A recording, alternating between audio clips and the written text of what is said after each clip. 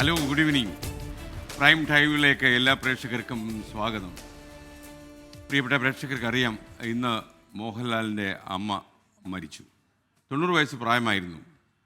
ശാന്തകുമാരി എന്ന് പറഞ്ഞു കഴിഞ്ഞാൽ അത് ആ അമ്മയെ അറിയുന്നവർക്കെല്ലാം അമ്മ വളരെ പ്രിയപ്പെട്ടവളായിരുന്നു. എനിക്കൊക്കെ ഒരുപാട് അവസരങ്ങൾ കിട്ടിയിട്ടുണ്ട് അമ്മയുടെ വാത്സല്യം അനുഭവിക്കാൻ. എൻ്റെ ഒരു ചെറിയ ഓർമ്മയിൽ ലാലിൻ്റെ അമ്മയും അച്ഛനും ഒക്കെ വീട്ടിൽ വരുമായിരുന്നു. അപ്പോൾ ഞാൻ ചില സമയത്തൊക്കെ തന്നെ നല്ല മീൻകറിയൊക്കെ വെച്ച് കപ്പയൊക്കെ വേവിച്ച് അമ്മ വിളിക്കും, മോനെ വന്ന് കഴിച്ചിട്ട് പോകും എന്ന് പറയുമ്പോൾ നമുക്ക് നമ്മുടെ അമ്മയുടെ ഒരു സാന്നിധ്യം അനുഭവപ്പെടുമായിരുന്നു. ഞാനവിടെ പോയി. ഒരുപക്ഷേ ഈ ലാലും അമ്മയും തമ്മിലുള്ളൊരു ബന്ധം തന്നെ നമുക്ക് എഴുതിയാലൊരു സിനിമാ കഥ പോലെയുണ്ട്. അത്ര ഇതാണ്. അമ്മ കടന്നു പോകുമ്പോൾ ഒരു വലിയൊരു വാത്സല്യനിധിയായ ഒരാൾ കടന്നു പോകുന്ന പോലൊരു ഫീലാണ് അമ്മയെ അറിയുന്ന എല്ലാവർക്കും അനുഭവപ്പെടുന്നത്.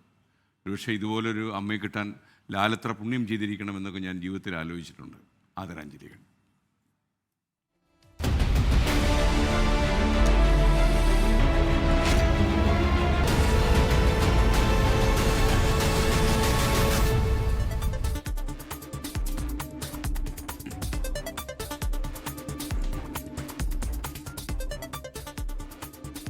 പ്രിയപ്പെട്ട പ്രേക്ഷകർക്ക് വീണ്ടും സ്വാഗതം. പ്രൈം ടൈം തുടരുകയാണ്. പുത്തൻ പ്രതീക്ഷകളുമായി പുതുവത്സരത്തെ വരവേൽക്കാൻ കേരളവും ഒരുങ്ങിക്കഴിഞ്ഞു. ഫോർട്ട് കൊച്ചിയിലേക്കും മൂന്നാറിലേക്കും വിനോദസഞ്ചാരികളുടെ ഒഴുക്കാണ്. പുതുവത്സര ആഘോഷങ്ങളോടനുബന്ധിച്ച് കോഴിക്കോട് നഗരത്തിൽ കർശന നിയന്ത്രണം ഏർപ്പെടുത്തിയിരിക്കുകയാണ്.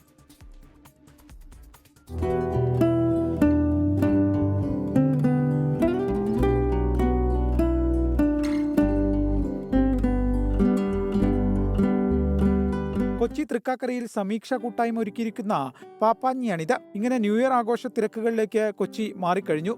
കേരളത്തിന് പുറത്തുനിന്ന് മാത്രമല്ല, വിദേശികളും നേരത്തെ തന്നെ ന്യൂ ഇയർ രാവ് കളറാക്കാൻ എത്തിക്കഴിഞ്ഞു. ഞങ്ങൾ ഒരു 33 വർഷം മുമ്പുള്ള ഞങ്ങളുടെ സൗഹൃദത്തിനൊരു കൂട്ടായ്മയ്ക്ക് വേണ്ടി തുടങ്ങിയ ഒരു ക്ലബ്ബാണ് സമീക്ഷ എന്നുള്ളത്. ആ സൗഹൃദം ഇപ്പോഴും ഞങ്ങൾ നിലനിർത്തിക്കൊണ്ട് പോവുകയാണ്. നമുക്ക് ഇവിടെ ഒരു ന്യൂ ഇയർ ആഘോഷം, തൃക്കാക്കര ഒരു IT ഹബ്ബായപ്പോൾ ന്യൂ ഇയർ ആഘോഷം അത്യാവശ്യമാണെന്ന് കണ്ടുകൊണ്ടാണ് ഞങ്ങളൊരു 5 വർഷം മുമ്പ് ഇതുപോലെ പപ്പാനി കത്തിക്കൽ രംഗത്തേക്ക് വന്നത്. ക്രിസ്മസ് മുതൽ വലിയ തിരക്കാണ് ഫോർട്ട് കൊച്ചിയിൽ അനുഭവപ്പെടുന്നത്. പുതുവത്സര ദിനത്തിൽ തിരക്ക് ഇനിയും വർദ്ധിക്കും. ജില്ലാ ഭരണകൂടം വേണ്ട മുൻകരുതലുകൾ സ്വീകരിച്ചിട്ടുണ്ട്. നമുക്ക് ഫോർട്ട് കൊച്ചി ഭാഗത്ത് മാത്രമല്ല, സിറ്റി മുഴുവൻ, അതുപോലെ തന്നെ എറണാകുളത്ത് ജില്ല മുഴുവൻ പലയിടത്ത് വിപുലമായ ഒരു ആഘോഷ പരിപാടികൾ എല്ലാ ആൾക്കാർ നടത്തുന്നുണ്ട്. 1200ഓളം പോലീസുകാർ ഉൾപ്പെടെ ഒരു 28 ഇൻസ്പെക്ടേഴ്സ്, 13 DYSP റാങ്കിലുള്ള ഉദ്യോഗസ്ഥർ ഉൾപ്പെടെ നമ്മൾ ഒരു വിപുലമായ പോലീസ് ബന്ദോബസ്ത് സ്കീം തയ്യാറാക്കി അത് നടപ്പിലാക്കാൻ പോവുകയാണ് 31-ാം തീയതി രാത്രിക്ക്. കഴിഞ്ഞ 4 ദിവസമായി അനിയന്ത്രിതമായ തിരക്കാണ് മൂന്നാറിൽ അനുഭവപ്പെടുന്നത്. ഹോട്ടലുകളും ഹോം സ്റ്റേകളും ഉൾപ്പെടെ ഇതിനോടകം നിറഞ്ഞു. കോഴിക്കോട് നഗരത്തിലും കർശന നിയന്ത്രണങ്ങളാണ് ഏർപ്പെടുത്തിയിരിക്കുന്നത്. നഗരത്തിൽ 7 ACPമാരുടെ നേതൃത്വത്തിൽ 750 പോലീസ് ഉദ്യോഗസ്ഥരെ വിന്യസിക്കും. കോഴിക്കോട് ബീച്ചിലെ ആഘോഷങ്ങൾക്കും നിയന്ത്രണം ഏർപ്പെടുത്തിയിട്ടുണ്ട്. നാളെ ഉച്ച മുതൽ ബീച്ചുകളിലേക്കുള്ള റോഡുകളിൽ നിയന്ത്രണം ഏർപ്പെടുത്തും. താമരശ്ശേരി ചുരത്തിലും ഗതാഗത നിയന്ത്രണം ഏർപ്പെടുത്തിയിട്ടുണ്ട്. ടീം 24. പുതുവത്സരം പ്രമാണിച്ച് നാളെ സംസ്ഥാനത്തെ ബാറുകളുടെ പ്രവർത്തന സമയം നീട്ടിയിട്ടുണ്ട്. രാത്രി 12 മണി വരെയാണ് നീട്ടിയത്. ബിയർ ആൻഡ് വൈൻ പാർലറുകളുടെ സമയവും 12 മണി വരെ നീട്ടി. ബെവറേജസ് കോർപ്പറേഷന്റെ ഔട്ട്ലെറ്റുകൾക്ക് ഈ ഇളവ് ബാധകമല്ലെന്നാണ് മനസ്സിലാക്കാൻ കഴിഞ്ഞത്.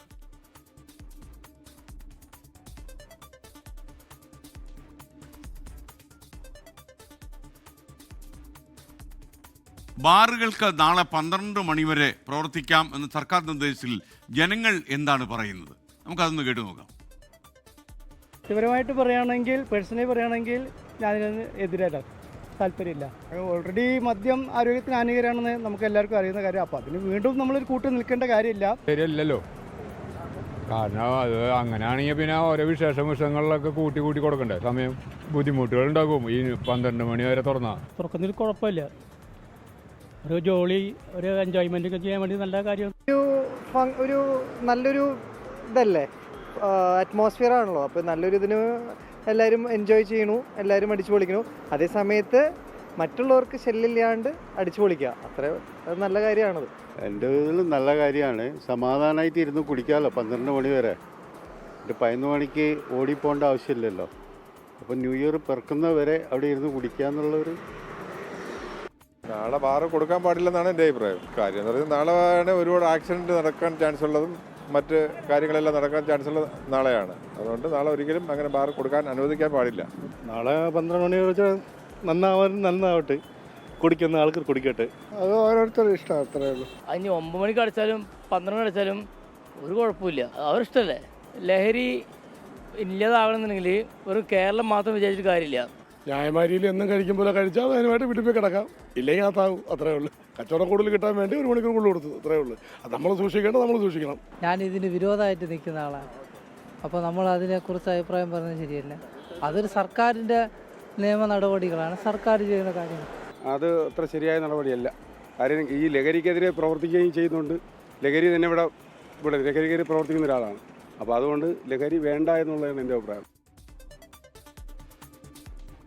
എന്തായാലും നാളെ ബാറിൻ്റെ സമയം കൂട്ടി എന്നതിൻ്റെ പേരിൽ മദ്യം കഴിച്ച് വണ്ടി ഓടിക്കാൻ ആൾക്കാർ ഒരിക്കലും താല്പര്യം കാണിക്കരുത്, അപകടം ഉണ്ടാക്കരുത്. നാളെ ഈ പൊതുപരിസരത്ത് നമുക്ക് ഒരുപാട് വർഷങ്ങൾ മുന്നോട്ട് കിടക്കുന്നു എന്നുള്ള കാര്യം വണ്ടിയുടെ കീ കയ്യിലെടുക്കുമ്പോൾ നമ്മൾ ഓർമ്മിക്കണം. നാളെ എനിക്ക് നല്ല ഭയമുണ്ട്, നാളെയൊക്കെ ആൾക്കാർ എങ്ങനെ പെരുമാറും എന്ന കാര്യത്തിൽ. 2025 കേരളത്തിലെ സവിശേഷ വ്യക്തിയായി നിങ്ങൾക്ക് നിർദ്ദേശിക്കാനുള്ള വ്യക്തി ആരാണ്? പ്രേക്ഷക പിന്തുണയിൽ 24 പേഴ്സൺ ഓഫ് ദ ഇയർ തിരഞ്ഞെടുക്കപ്പെടുന്നു നാളെ. 2025 കണ്ണിലും മനസ്സിലും പതിഞ്ഞ മലയാള സിനിമ ഏതാണ്? 24 മൂവി ഓഫ് ദ ഇയർ പ്രേക്ഷകരെ തിരഞ്ഞെടുക്കാം. പോയ വർഷം പുറത്തിറങ്ങിയതിൽ ഏറ്റവും നിങ്ങൾക്ക് പ്രിയങ്കരമായി തോന്നിയ പാട്ട് ഏതാണ്? 24 സോങ് ഓഫ് ദ ഇയർ. ഇതൊക്കെ തിരഞ്ഞെടുക്കാം. 24 സ്കില്ലിലെ QR കോഡ് സ്കാൻ ചെയ്ത് നിങ്ങൾക്ക് പേരുകൾ നിർദ്ദേശിക്കാം. നാളെ രാത്രി 7:30 വരെ പ്രേക്ഷകർക്ക് നിർദ്ദേശങ്ങൾ പങ്കുവയ്ക്കാം. പ്രേക്ഷകർക്ക് സമ്മാനാർഹരായ പ്രേക്ഷകരെ നമ്മൾ നാളെ കാണും. നിങ്ങൾക്ക് സമ്മാനവും ലഭിക്കും. അപ്പോൾ ഈ QR കോഡ് സ്കാൻ ചെയ്യുന്ന കാര്യം മറക്കണ്ട. പുതുവത്സരം അടുത്തിട്ടും രാത്രികാല പരിശോധനകളില്ലാത്ത കാസർകോട്ടെ അതിർത്തി ചെക്ക് പോസ്റ്റുകൾ ന്യൂ ഇയർ പ്രമാണിച്ച് ബംഗളൂരിൽ നിന്നും ഹൈദരാബാദിൽ നിന്നും കേരളത്തിലേക്ക് മയക്കുമരുന്ന് ഒഴുകുമ്പോഴാണ് എക്സൈസിനും പോലീസിനും പരിശോധനയ്ക്ക് ഉദ്യോഗസ്ഥന്മാരെ നിയോഗിക്കാൻ കഴിയാത്തത്. ഡിപ്പാർട്ട്മെൻറ്റുകളിലെ ഉദ്യോഗസ്ഥ ക്ഷാമമാണ് ഈ പ്രശ്നത്തിന് കാരണം എന്നാണ് അധികൃതർ വിശദീകരിക്കുന്നത്. 24 പ്രൈം ടൈം ബ്രേക്കിംഗ്.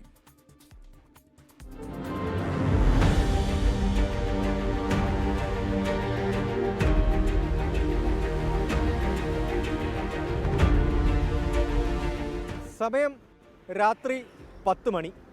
ഞാനിപ്പോൾ നിൽക്കുന്നത് കേരള കർണാടക അതിർത്തിയായ തലപ്പാടിയിലാണ്. തലപ്പാടി ചെക്ക് പോസ്റ്റ് കഴിഞ്ഞ് കേവലം 100 മീറ്റർ അകലെ, അതായത് ഇത് കേരളത്തിൻ്റെ ഭൂപ്രദേശം.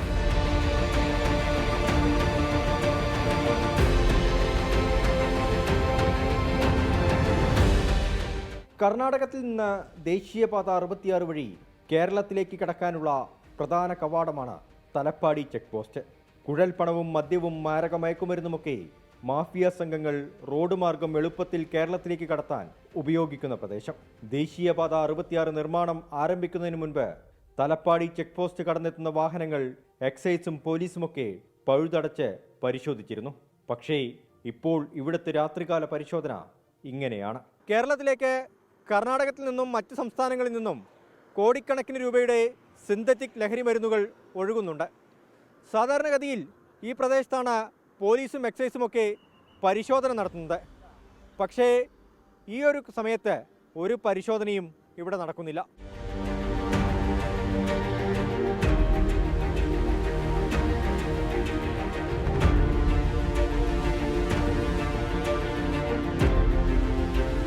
പേരിന് പോലും ഒരു ഉദ്യോഗസ്ഥനെയും ഇവിടെ കാണുന്നില്ല.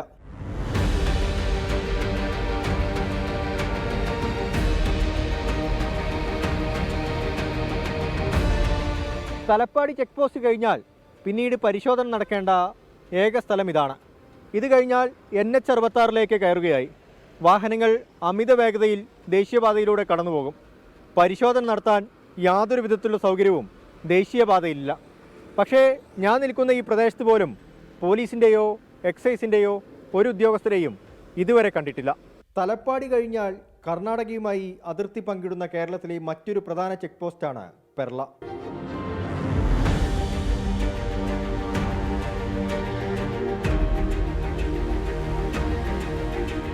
ഇവിടെ പകൽ സമയത്ത് പോലും കാര്യമായ പരിശോധനകളില്ല എന്നതാണ് യാഥാർത്ഥ്യം.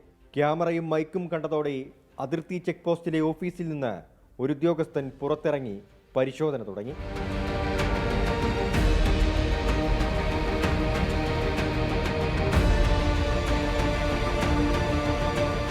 തലപ്പാടി കഴിഞ്ഞാൽ കേരള കർണാടക അതിർത്തി പങ്കിടുന്ന കാസർഗോഡ് ജില്ലയിലെ മറ്റൊരു പ്രധാന ചെക്ക് പോസ്റ്റാണ് പെർള. ഈ പെർള ചെക്ക് പോസ്റ്റ് വഴിയും ധാരാളം ലഹരി വസ്തുക്കൾ കേരളത്തിലേക്ക് ഒഴുകുന്നുണ്ട്. എനിക്ക് പുറകിൽ കാണുന്നതാണ് ചെക്ക് പോസ്റ്റ്. ഞാനിപ്പോൾ വന്ന് 10 മിനിറ്റിന് ശേഷം നമ്മളിവിടെ എത്തി എന്നറിഞ്ഞ സമയത്താണ് ഉദ്യോഗസ്ഥർ പരിശോധനയ്ക്കിറങ്ങുന്നത്. അതുവരെ അവിടെ ഒരു തരത്തിലുള്ള പരിശോധനയും ഉണ്ടായിരുന്നില്ല. ആകെ 237 ജീവനക്കാരാണ് ജില്ലയിൽ എക്സൈസ് വകുപ്പിനുള്ളത്. ലഹരി ബോധവൽക്കരണ മേഖലയായ വിമുക്തിയിലേക്ക് കൂടി ഉദ്യോഗസ്ഥരെ നിയോഗിക്കേണ്ടി വരുന്നത് ജീവനക്കാരുടെ ജോലിഭാരം വർദ്ധിപ്പിക്കുന്നുണ്ട്. മറ്റ് ജില്ലകളിൽ നിന്ന് കാസർഗോഡ് ജോലി തേടിയെത്തുന്നവരിൽ പലരും രാഷ്ട്രീയ സമ്മർദ്ദങ്ങൾ ചെലുത്തി സ്വന്തം ജില്ലകളിലേക്കും മറ്റും സ്പെഷ്യൽ ഡ്യൂട്ടി വാങ്ങി പോകുന്നതും പ്രതിസന്ധി സൃഷ്ടിക്കുന്നുണ്ട്. 24 കാസർഗോഡ്. മുഖ്യമന്ത്രി പിണറായി വിജയന് തെറ്റുപറ്റിയാൽ തിരുത്താൻ ആളില്ലെന്ന് CPI വിമർശനം. മുഖ്യമന്ത്രിയുടെ പല നടപടികളും UDFന്റെ ജോലി എളുപ്പത്തിലാക്കിയെന്നാണ് CPI സംസ്ഥാന കൗൺസിൽ വിമർശനം ഉയർന്നത്. ഭരണ നേതൃത്വത്തിന്റെ പ്രസ്താവനകൾ ന്യൂനപക്ഷത്തെ അകറ്റിയെന്നും വിമർശനമുയർന്നു. 24 പ്രൈം ടൈം ബ്രേക്കിംഗുമായി ശ്രീജിത്ത് തിരുവനന്തപുരത്ത് നിന്ന് ചേരുന്നു. ശ്രീജിത്ത്, കടുത്ത വിമർശനമാണോ ഈ CPIയുടെ സ്റ്റേറ്റ് കൗൺസിൽ ഉയർന്നത്? തദ്ദേശ തിരഞ്ഞെടുപ്പിന്റെ ഫലം വിലയിരുത്താനായി ചേർന്ന CPI സംസ്ഥാന കൗൺസിൽ യോഗത്തിലാണ് മുഖ്യമന്ത്രിക്കും CPIഎമ്മിനുമെതിരെ രൂക്ഷമായ വിമർശനം ഉന്നയിച്ചത്. CPIയുടെ ജില്ലാ സെക്രട്ടറിമാരാണ് കടുത്ത ഭാഷയിലുള്ള വിമർശനം ഉന്നയിച്ചത് എന്നതാണ് ഏറ്റവും ശ്രദ്ധേയമായ കാര്യം. മുഖ്യമന്ത്രി പാർട്ടിയിലും സർക്കാരിലും ഏകാധിപത്യപരമായ സമീപനമാണ് നടക്കുന്നത്. സർക്കാരിലും അതോടൊപ്പം തന്നെ മുന്നണിയിലും കാര്യമായ ചർച്ചകളൊന്നുമില്ല. മുഖ്യമന്ത്രിയാണ് എല്ലാ കാര്യങ്ങളും തീരുമാനിക്കുന്നത്. അദ്ദേഹത്തിന് തെറ്റുപറ്റിയാൽ തെറ്റാണെന്ന് ചൂണ്ടിക്കാണിക്കാൻ ആരുമില്ലാത്ത സ്ഥിതിയാണ് ഉള്ളത്. അതിൽ മുഖ്യമന്ത്രിയെ മാത്രം കുറ്റം പറയാൻ കഴിയില്ല, മറ്റുള്ളവർ കൂടി പ്രശ്നമാണ് അതെന്നാണ് ചർച്ചയിൽ ഉയർന്ന ഒരു അഭിപ്രായം. സമൂഹ മാധ്യമങ്ങൾ മുഴുവൻ മുഖ്യമന്ത്രിക്കും ഭരണത്തിനുമെതിരായ വിമർശനങ്ങളാണ്. ഇതിനെ ഫലപ്രദമായി പ്രതിരോധിക്കാൻ കഴിയുന്നില്ല എന്നും CPI സംസ്ഥാന കൗൺസിൽ വിമർശനം ഉയർന്നു. ഈ ഭരണ നേതൃത്വത്തിൻ്റെ പ്രസ്താവനകൾ ന്യൂനപക്ഷങ്ങൾ അകലാൻ ഇടയാക്കിയെന്ന വിമർശനവും ഇന്നത്തെ യോഗത്തിൽ ഉയർന്നു. ഭരണ നേതൃത്വത്തിൻ്റെ പ്രസ്താവനകളാണ് മുസ്ലിം ന്യൂനപക്ഷത്തെ അകറ്റിയത്. ഒപ്പം തന്നെ സാമുദായിക നേതൃത്വമായി പ്രത്യേകിച്ചും വെള്ളാപ്പള്ളി നടേശനുമായുള്ള പരിധിവിട്ട ചെങ്ങാത്തവും ഒരു തരത്തിൽ തിരിച്ചടിയായി മാറി. മുസ്ലിം ന്യൂനപക്ഷത്തെ ഇടതുപക്ഷത്തിൽ നിന്ന് അകറ്റുക എന്നത് UDFന്റെ അജണ്ടയായിരുന്നു. അവരുടെ അജണ്ട എളുപ്പത്തിൽ നടപ്പിലാക്കാൻ ഭരണ നേതൃത്വത്തിൻ്റെ പ്രസ്താവനകൾ കാരണമായി. ജനങ്ങളെ സർക്കാരിനെ എതിരാക്കുന്ന പ്രവർത്തനം ആസൂത്രിതമായി നടപ്പിലാക്കലാണ് UDF ശ്രമിച്ചത്. UDFന്റെ തെരഞ്ഞെടുപ്പ് തന്ത്രത്തിനും മറ്റും ഇതിനുവേണ്ടി കാര്യമായി പണിയെടുത്തു. എന്നാൽ അവരുടെ ജോലി എളുപ്പമാക്കുന്ന തരത്തിലുള്ള പരിപാടിയായിരുന്നു മുഖ്യമന്ത്രിയുടെ പല നടപടികളുമെന്നാണ് വിമർശനം. അങ്ങനെ വാർഡ് വിഭജനം അടക്കമുള്ള കാര്യങ്ങളിൽ CPIഎമ്മിന് ഏകാധിപത്യപരമായുള്ള സമീപനമാണ്. അത് CPIക്ക് വലിയ തോതിൽ നഷ്ടമുണ്ടാക്കിയെന്ന വിമർശനവും ഇന്നത്തെ സംസ്ഥാന കൗൺസിൽ ഉയർന്നു. ഈ വിശദാംശങ്ങളെല്ലാം മുന്നണി യോഗത്തിൽ അറിയിക്കണമെന്നും ചർച്ചയിൽ പങ്കെടുത്തവർ ആവശ്യപ്പെട്ടു. ചർച്ചകളിൽ ഉയർന്ന വിമർശനങ്ങൾ ശരിവെച്ച CPIയുടെ സംസ്ഥാന സെക്രട്ടറി ബിനോയ് വിശ്വം ഇതെല്ലാം മുന്നണി യോഗത്തെ അറിയിക്കാമെന്ന് ഉറപ്പ് നൽകിയാണ് ഈ ചർച്ച അവസാനിപ്പിച്ചത്. Okay, thank you Sreejith. Ernakulam Aluva Pulinchode കവലയിൽ തീപിടുത്തമുണ്ടായി. മാലിന്യ കൂനയിൽ നിന്ന് ആക്രിക്കടയിലേക്ക് തീ പടർന്നു. അഗ്നിരക്ഷാസേന എത്തി തീയണയ്ക്കാനുള്ള ശ്രമം ഇപ്പോഴും തുടരുകയാണ്. ലാൽകൃഷ്ണൻ ചേരുന്നു വിവരങ്ങളുമായി. ലാൽകൃഷ്ണൻ, എവിടെ നിന്നാണ് തീപിടിച്ചത്? വലിയ തീപിടുത്തമാണോ? എന്താണ് കൂടുതൽ വിവരങ്ങൾ?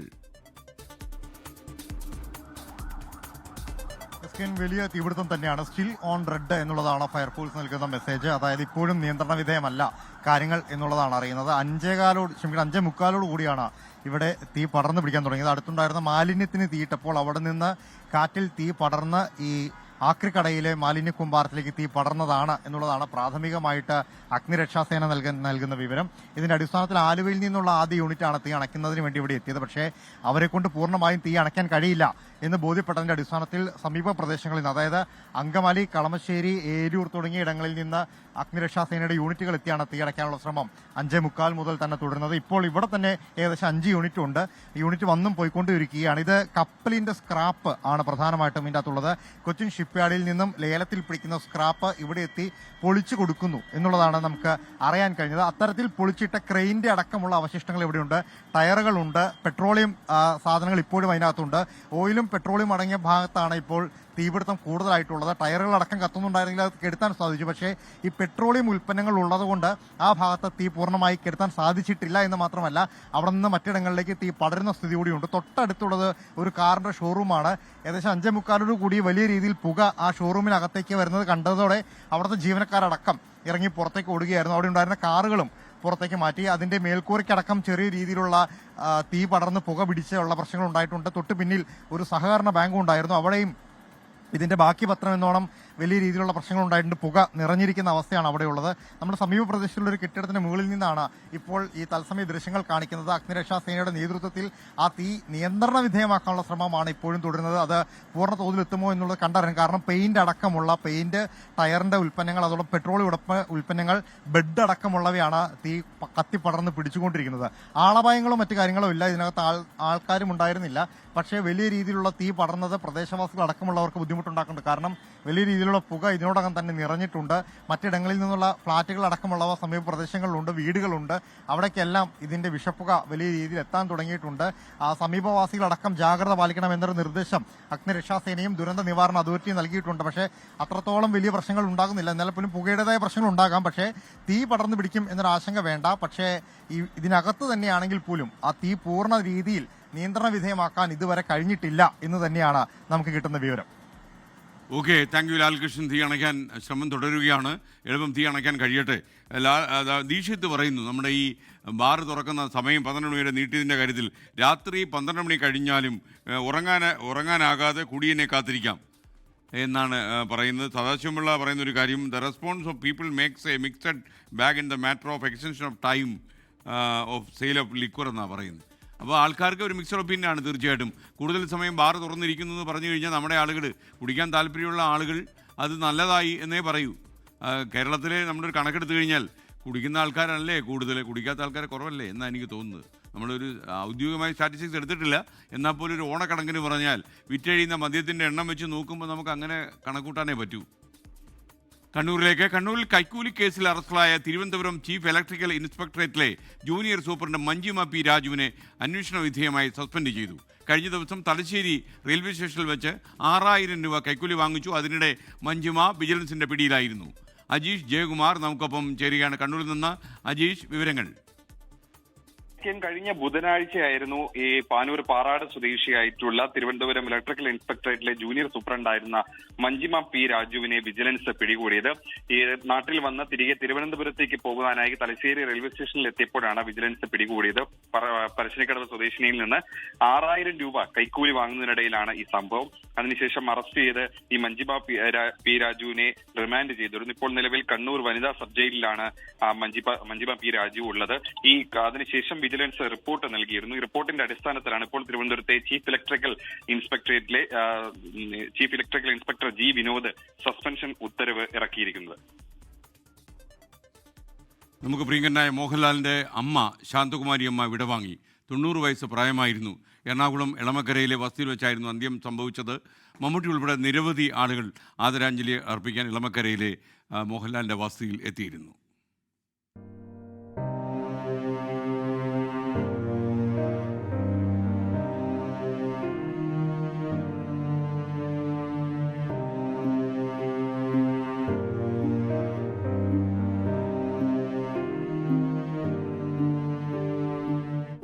മലയാളിക്ക് മോഹൻലാലിനെ സമ്മാനിച്ച മാതൃത്വം വിടവാങ്ങി.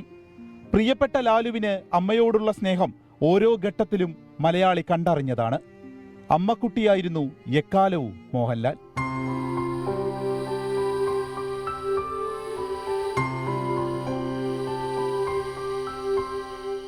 തൊണ്ണൂറാം വയസ്സിലാണ് അന്ത്യം.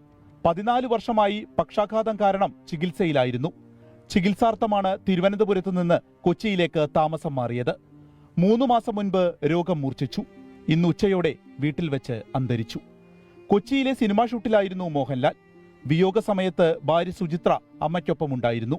വിയോഗ വിവരം അറിഞ്ഞ് മമ്മൂട്ടി, ജയസൂര്യ, രഞ്ജി പണിക്കർ, സംവിധായകരായ ഫാസിൽ, രഞ്ജിത്ത്, ജോഷി തുടങ്ങി സിനിമാ മേഖല എളമക്കരയിലെ വീട്ടിലേക്ക് ഒഴുകിയെത്തി. 24 chief editor R Sreekandan Nair ആദരാഞ്ജലി അർപ്പിച്ചു. മൃതദേഹം ഇന്ന് രാത്രി തിരുവനന്തപുരത്തേക്ക് കൊണ്ടുപോകും. മുടവൻമുകളിൽ നാളെ ഉച്ചയ്ക്ക് ശേഷം സംസ്കാരം. 24 കൊച്ചി. പത്തനംതിട്ടയിലെ ഇലന്തൂരിലാണ് മോഹൻലാലിന്റെ അമ്മ വീട്. 5 വയസ്സുവരെ അമ്മയ്ക്കൊപ്പം ലാലും സഹോദരൻ പ്യാരലാലും ഇവിടെയാണ് ജീവിച്ചത്. ആ ഓർമ്മകളിലേക്ക്. ഇതാണ് പുന്നയ്ക്കൽ എന്ന് പറയുന്നത്. പുന്നയ്ക്കൽ എന്ന് പറഞ്ഞാൽ കേരളം അറിയേണ്ട പുന്നയ്ക്കലാണിത്. നമ്മുടെ സാക്ഷാൽ മോഹൻലാൽ വളർന്ന വീടാണിത്. മോഹൻലാലിൻ്റെ അമ്മയോട്ടൊക്കെ എനിക്ക് നല്ല ബന്ധമായിരുന്നു. അച്ഛനുമായിട്ട് നല്ല ബന്ധമുണ്ടായിരുന്നു. അപ്പോൾ അമ്മയെ നമ്മൾ കൊച്ചിയിൽ കണ്ടിട്ടുണ്ട്. അപ്പോൾ അമ്മയുടെ ഉണ്ടായിരുന്നു. അമ്മ ഭയങ്കര ഹാപ്പിയായിരുന്നു. അമ്മ നല്ല ഒന്നൊന്നര കുക്കായിരുന്നു. നല്ല കേട്ടോ, നല്ല നല്ല സൂപ്പർ കപ്പയും മീനും ഒക്കെ ഉണ്ടാക്കും. ഞാൻ എൻ്റെ വൈഫും കൂടെ ഒക്കെ പോയിട്ട് പലപ്പോഴും കഴിച്ചിട്ടുണ്ട്. അപ്പോൾ പുന്നക്കൽ വീട്ടിലേക്ക് കയറുമ്പോൾ നമുക്ക് ഒരുപാട് ഓർമ്മകളുണ്ട്. അമ്മയെ നമ്മൾ ഓർമ്മിക്കുന്നു. മലയാളികളുടെ പ്രിയപ്പെട്ട ലാൽ വാത്സല്യനിധിയായ അമ്മയ്ക്കൊപ്പം ബാല്യകാലം ചിലവിട്ടത് ഇവിടെയാണ്. കളിചിരികളും കുസൃതികളും നിറഞ്ഞ തറവാട്ടു പരിസരം. ലാലിന്റെ അടുത്ത ബന്ധുവാണ് ഇപ്പോൾ ഇവിടെയുള്ളത്. എത്ര വയസ്സ് വരെ ലാൽ ഇവിടെ ഉണ്ടായിരുന്നു? ചെറിയ പ്രായത്തിലെല്ലാം മിക്കവാറും വെക്കേഷനൊക്കെ ഇവിടെ ആയിരുന്നു. അവര് പൂജപ്പുരയിലേക്ക് എന്താ മുടവൻ മുകളിലേക്ക് ചേക്കേറിയല്ലോ, അതെന്നാ? അദ്ദേഹത്തിന്റെ അച്ഛനും അവിടെ ജോലിയായിട്ടിരുന്നു കഴിഞ്ഞപ്പം 5-ാം വയസ്സിൽ കുടുംബം തിരുവനന്തപുരത്തേക്ക് താമസം മാറ്റിയെങ്കിലും അവധിക്കാലത്ത് ലാൽ ഈ തറവാട്ടിലെത്തും. 5 വയസ്സ് വരെ ഉണ്ടായിരുന്നു. അപ്പൊ ഓർമ്മകൾ കുറവായിരിക്കും അല്ലേ? 5 വയസ്സ് വരെ ഉണ്ടായിരുന്നു. മറ്റെല്ലാ വെക്കേഷനും വരും, പിന്നീട് എല്ലാ വെക്കേഷനും വരും.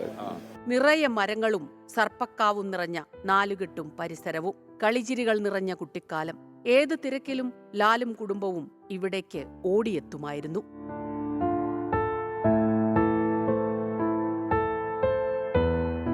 ഓർമ്മകൾ നിറഞ്ഞു നിൽക്കുന്ന ഈ തറവാടും പരിസരവും കാണാൻ ഓടിയെത്താൻ ഇനി ലാലിന്റെ പ്രിയപ്പെട്ട അമ്മയില്ല.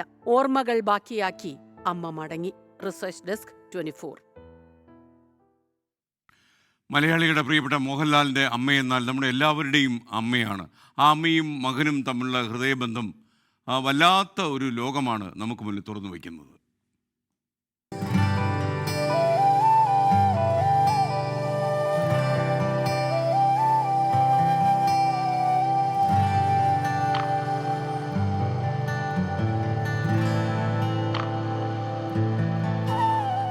മോഹൻലാലിൻ്റെ അമ്മ. ആ വിശേഷണം ഒന്നു മാത്രം മതി ശാന്തകുമാരിയെ മലയാളികൾ തങ്ങളുടെ സ്വന്തം അമ്മയായി നെഞ്ചിലേറ്റാൻ. മോഹൻലാലിനെയും അദ്ദേഹത്തിന്റെ സിനിമാ യാത്രകളെയും പോലെ നമുക്ക് സുപരിചിതയാണ് ആ അമ്മയും. തന്റെ സന്തോഷത്തിലും സങ്കടത്തിലും ആ മകൻ അമ്മയുടെ അരികിലേക്ക് ഓടിയെത്തും, അമ്മയോട് ചേർന്നിരിക്കും. അമ്മയോടൊപ്പമുള്ള നിമിഷങ്ങൾ ഹൃദയത്തിന്റെ ഭാഷയിൽ ആ മകൻ കുറിച്ചിടുമ്പോൾ നമ്മുടെ കണ്ണുകളിൽ സ്നേഹക്കടൽ നിറയും.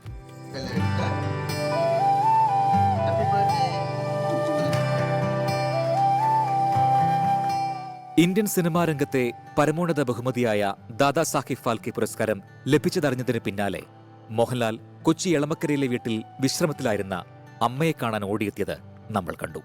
അങ്ങനെ എത്ര നിമിഷങ്ങൾ. അമ്മയുടെ അടുത്ത് പോയി കാര്യം അത് കാണാൻ അമ്മയ്ക്ക് ഭാഗ്യമുണ്ടായി, അത് അമ്മയെ കാണാൻ എനിക്കും ഭാഗ്യമുണ്ടായി. സുഖമില്ലാതിരിക്കുന്ന അമ്മയാണ്, പക്ഷെ അമ്മ അത് മനസ്സിലാക്കി എന്നെ അനുഗ്രഹിച്ചു. ഞാൻ പറഞ്ഞു എനിക്ക് എല്ലാം മനസ്സിലാകും, സംസാരിക്കാൻ കുറച്ച് ഡിസ്റ്റില്ലാറുണ്ട്, പക്ഷെ എനിക്ക് മനസ്സിലാകും. എന്തായാലും അമ്മയുടെ അനുഗ്രഹം എന്ന് പറഞ്ഞാൽ എൻ്റെ മാതാപിതാക്കളെ അതാണ് തീർച്ചയായിട്ടും. ധാരാളം സംസാരിക്കാറുണ്ടായിരുന്ന ഒരമ്മ. മകന്റെ ഓരോ ഉയർച്ചയിലും അങ്ങേയറ്റം ആനന്ദം കൊണ്ട ജീവൻ. കുട്ടിക്കാലത്തെ കുറുമ്പുകളെക്കുറിച്ച് പറഞ്ഞു തുടങ്ങി മഹാനടനിലേക്കുള്ള നടന്നുകയറ്റത്തെക്കുറിച്ച് ഓർത്തോർത്തങ്ങനെ അഭിമാനം കൊണ്ടൊരമ്മ. 2 വർഷം മുൻപുള്ള ഓണക്കാലത്ത് മോഹൻലാൽ ഇങ്ങനെ എഴുതി: ധാരാളം സംസാരിക്കുമായിരുന്ന അമ്മയ്ക്ക് ഇപ്പോൾ സംസാരിക്കാൻ സാധിക്കില്ല. കണ്ണുകളിലൂടെയാണ് ഞാനും അമ്മയും ഇപ്പോൾ കൂടുതൽ മിണ്ടാറുള്ളത്. കണ്ണിൽ നോക്കിയിരുന്നാണ് ഞാൻ ആ സ്നേഹവും വാത്സല്യവും അറിയുന്നത്. ചിലപ്പോൾ അമ്മ എന്നെ ഒന്ന് തൊടും, തല ഒന്നിളക്കും. അതിലൊക്കെ ഇപ്പോൾ ഒരു ഭാഷ തിരിച്ചറിയാൻ എനിക്ക് സാധിക്കുന്നു. പണ്ട് അമ്മ എനിക്ക് ഉരുള ഉരുട്ടിത്തന്നതുപോലെ ഞാൻ അമ്മയ്ക്ക് ഉരുള നൽകും. തൊട്ടിരിക്കുക എന്ന് പറയാറില്ലേ, ആ തൊടലിലൂടെ ഒരുപാട് കാര്യങ്ങൾ അമ്മ പറയാതെ പറയുന്നുണ്ടാവണം. അങ്ങനെ അമ്മയുടെ അടുത്തിരിക്കുമ്പോൾ ജീവിതത്തിൻ്റെ ഒരു ചക്രം പൂർത്തിയാവുന്നത് ഞാൻ അറിയുന്നു, അനുഭവിക്കുന്നു. ഞാനതിൽ എന്നെ കാണുന്നു, മനുഷ്യജീവിതം കാണുന്നു. Research desk 24. 2000-ന്റെ തുടക്കമൊക്കെ ഒരുപാട് സമയം ശരിക്കും തിരുവനന്തപുരത്തെ മുടവൻ മുകളിലെ വീട്ടിലൊക്കെ പോയി അമ്മയോടൊപ്പം ഇരുന്നിട്ടുണ്ട്. അമ്മ നല്ല ഭക്ഷണം തരും. മാത്രമല്ല വീട്ടിൽ ഭക്ഷണം വെച്ച് കഴിഞ്ഞാൽ ചിലപ്പോൾ വിളിക്കും, വന്ന് കഴിച്ചിട്ട് പോകാൻ പറയും. അങ്ങനെ നമുക്ക് നമ്മുടെ ഒരു അമ്മയുടെ സാന്നിധ്യം എപ്പോഴും അനുഭവിപ്പിക്കുന്ന ഒരാളായിരുന്നു അമ്മ. ഞാൻ പലപ്പോഴും മനസ്സിലാക്കിയിട്ടുണ്ട്, ഞാൻ അമ്മയുടെ അടുത്തെത്തുമ്പോൾ വീട്ടിൽ മോഹൻലാൽ ഉണ്ടെങ്കിൽ അമ്മയ്ക്ക് ഞാൻ മോഹൻലാലും മോഹൻലാൽ ശ്രീകണ്ഠൻ നായരുമായിട്ട് മാറും. കാര്യം അമ്മയുടെ വാത്സല്യം മൊത്തം ആ സമയം എന്നിലേക്കായി മാറുന്നത് ചിലപ്പോൾ ഒരു ജാള്യതയോടെയൊക്കെ ഞാൻ നോക്കിയിരുന്നിട്ടുണ്ട്. അമ്മ സംസാരിക്കായതിനു ശേഷം, സംസാരിക്കാൻ കഴിയാത്തൊരു സാഹചര്യം ഉണ്ടായതിനു ശേഷം ഒരിക്കൽ ഞാൻ അമ്മയുടെ അടുത്ത് പോയിരുന്നു, കൊച്ചിയിലെ വീട്ടിൽ. അപ്പോൾ അവിടെ ചെല്ലുമ്പോൾ അമ്മ പെട്ടെന്ന് എന്നോട് കയറി പിണങ്ങി. അമ്മയ്ക്ക് സംസാരിക്കാൻ കഴിയില്ല, എന്താണ് അമ്മ പറയുന്നതെന്ന് എനിക്ക് മനസ്സിലായില്ല. അമ്മയുടെ ഭാഷ നന്നായി മനസ്സിലാകുന്ന 2 പേരും അവിടെയുണ്ട്. ഒന്ന് പൂജപ്പുരയിൽ മുടവൻ മുകളിൽ അമ്മയുടെ വീട്ടിൽ അമ്മയുടെ കാര്യങ്ങളൊക്കെ നോക്കുന്ന ഷൺമുഖൻ, അയാൾ തന്നെയാണ് ഇതേ ഷൺമുഖൻ തന്നെയാണ് കൊച്ചിയിലെ വീട്ടിലേക്ക് വന്ന് ഷൺമുഖവും അദ്ദേഹത്തിൻ്റെ ഭാര്യയും, ഇവർക്ക് രണ്ടുപേർക്കുമാണ് ഏറ്റവും കൂടുതൽ അമ്മയുടെ ഭാഷ മനസ്സിലാകുന്നത്. ഇവരാണ് സദാസമയവും അമ്മയെ ബാത്റൂമിൽ പിടിച്ചുകൊണ്ട് പോകുന്നതും അമ്മയുടെ കാര്യങ്ങൾ നോക്കുന്നതും എല്ലാം ഇവരാണ്.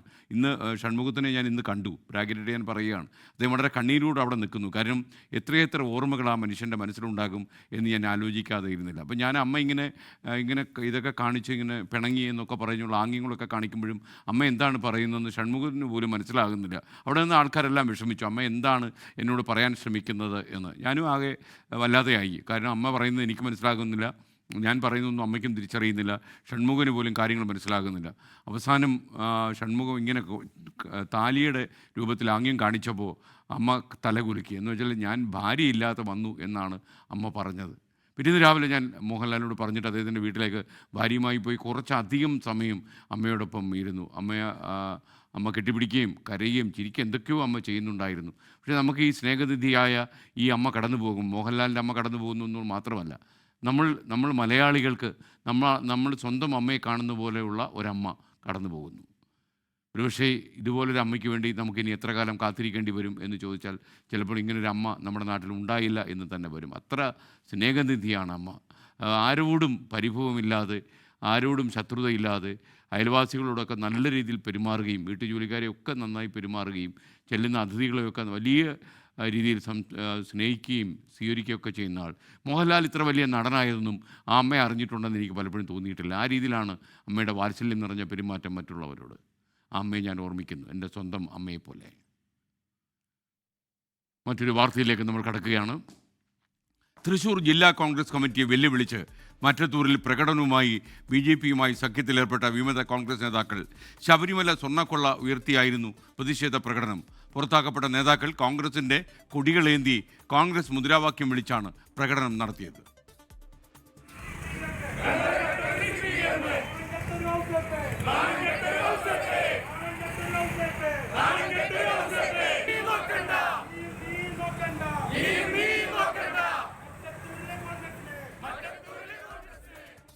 തൃശ്ശൂരിൽ നിന്നും സൂരജ് സജി തത്സമയം ചേരുന്നു. പറയൂ സൂരജ്. തൃശൂർ DCCയെ വെല്ലുവിളിച്ചുകൊണ്ടാണ് മറ്റത്തൂരിൽ BJPയുമായി സഖ്യത്തിലേർപ്പെട്ട കോൺഗ്രസ് വിമത നേതാക്കൾ ഇന്ന് പ്രകടനം നടത്തിയത്. കടകംപള്ളി സുരേന്ദ്രനെ ഈ SIT ചോദ്യം ചെയ്തതുമായി ബന്ധപ്പെട്ടുകൊണ്ടായിരുന്നു ഈ പ്രതിഷേധ പ്രകടനമെങ്കിൽ പോലും പരോക്ഷമായി അതിൽ ഉന്നം വച്ചിരിക്കുന്ന DCCയാണ്. പ്രത്യേകിച്ച് DCC നടപടിയെടുത്ത് പുറത്താക്കിയ TN ചന്ദ്രൻ, അതോടൊപ്പം തന്നെ മറ്റു കോൺഗ്രസ് നേതാക്കൾ അടക്കമുണ്ട്. അതോടൊപ്പം തന്നെ 8 വാർഡ് മെമ്പർമാരിൽ 7 പേരുണ്ട്. ഒരു വിമത സ്ഥാനാർത്ഥിയായിരുന്ന ടെസ്സി, പഞ്ചായത്ത് പ്രസിഡന്റായി മറ്റത്തൂരിൽ തെരഞ്ഞെടുത്ത ടെസ്സി. ഈ ടെസ്സിയൊക്കെ BJPയുടെ സഹകരണത്തോടു കൂടിയാണ്, BJPയുടെ പിന്തുണയോടുകൂടിയാണ് അവിടെ അധികാരം പിടിച്ചെടുത്തത്. ഇതോടുകൂടി 8 വാർഡ് മെമ്പർമാരെയും പാർട്ടിയിൽ നിന്ന് പുറത്താക്കിയിരുന്നു. അതോടൊപ്പം തന്നെ ചന്ദ്രൻ, ഷാഫി അടക്കമുള്ള മുതിർന്ന നേതാക്കൾക്കെതിരെയും നടപടിയെടുത്തിരുന്നു. ഇവരെല്ലാവരുമാണ് കോൺഗ്രസിന്റെ പതാക ഏന്തിക്കൊണ്ട് മറ്റത്തൂരിൽ പ്രകടനം നയിച്ചത്. അത് സ്വർണ്ണക്കൊള്ളക്കെതിരെ എന്ന് പറയുമ്പോൾ പോലും പരോക്ഷമായി DCCക്കെതിരെയായിരുന്നു ആ പ്രതിഷേധമെന്നത് വളരെ വ്യക്തമാണ്. അതോടൊപ്പം തന്നെ ഈ പ്രതിഷേധ പ്രകടനത്തിന് ശേഷം ഈ വീഡിയോ ദൃശ്യങ്ങളടക്കം സോഷ്യൽ മീഡിയയിൽ പങ്കുവെക്കുകയും ചെയ്തു. മറ്റത്തൂരിൽ BJPയിലേക്ക് പോയി എന്ന് പറഞ്ഞ കോൺഗ്രസ് നേതാക്കളാണ് ഇപ്പോഴും കോൺഗ്രസിനൊപ്പം എന്ന തരത്തിലുള്ള പ്രചാരണമാണ് സോഷ്യൽ മീഡിയ ഹാൻഡിലുകളിൽ ഇവർ നടത്തുന്നത്. DCCക്കെതിരെ ശക്തമായ നിലപാടിലേക്ക് ഈ വിമതർ പോകുന്നു എന്നുള്ളതാണ് നമുക്ക് ഇതിൽ നിന്ന് മനസ്സിലാക്കാൻ കഴിയുന്നത്. കഴിഞ്ഞ ദിവസവും TN ചന്ദ്രൻ സംസാരിക്കുന്ന സമയത്ത് അദ്ദേഹം പറഞ്ഞിരുന്നത് തങ്ങൾ DCCയുമായി ഒരു തരത്തിലുള്ള ചർച്ചയുമില്ല, KPCC നേതൃത്വവുമായി മാത്രമാണ് തങ്ങളുടെ ചർച്ച എന്ന് പ്രഖ്യാപിക്കുകയും ചെയ്തു. ഇതിന് പിന്നാലെയാണ് ഇന്ന് മറ്റത്തൂരിൽ സ്വർണ്ണക്കൊള്ളക്കെതിരെ പ്രതിഷേധം എന്ന പേരിൽ DCCക്കെതിരെ പ്രതിഷേധ പ്രകടനവുമായി വിമത നേതാക്കൾ രംഗത്തെത്തിയത്. ഓക്കെ, സൂരജ് സജിയാണ് വിവരങ്ങൾ നൽകിയത്. ജിൻസ് കുര്യാക്കോസ് ചോദിക്കുന്നു, SKൻ്റെ അമ്മ ജീവിച്ചിരിപ്പുണ്ടോ എന്ന് ചോദിക്കും. എൻ്റെ അമ്മ ജീവിച്ചിരിപ്പില്ല.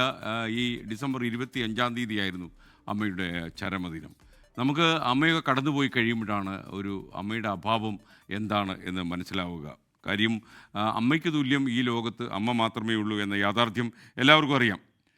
അപ്പോൾ നമ്മുടെ ഒരു വളരെ അപൂർവമായിട്ടുള്ള ഒരു സന്ദേശം എനിക്ക് കിട്ടിയിട്ടുണ്ട്. ഒരു പ്രതീക്ഷ പറയുന്നത്, ഞാൻ കുടിക്കും, പക്ഷേ താങ്കളെ ടെലിവിഷനിൽ കാണുമ്പോൾ ഞാൻ കുടി നിർത്തും, താങ്കളുടെ മുന്നിൽ ഞാൻ കുടിക്കാറില്ല.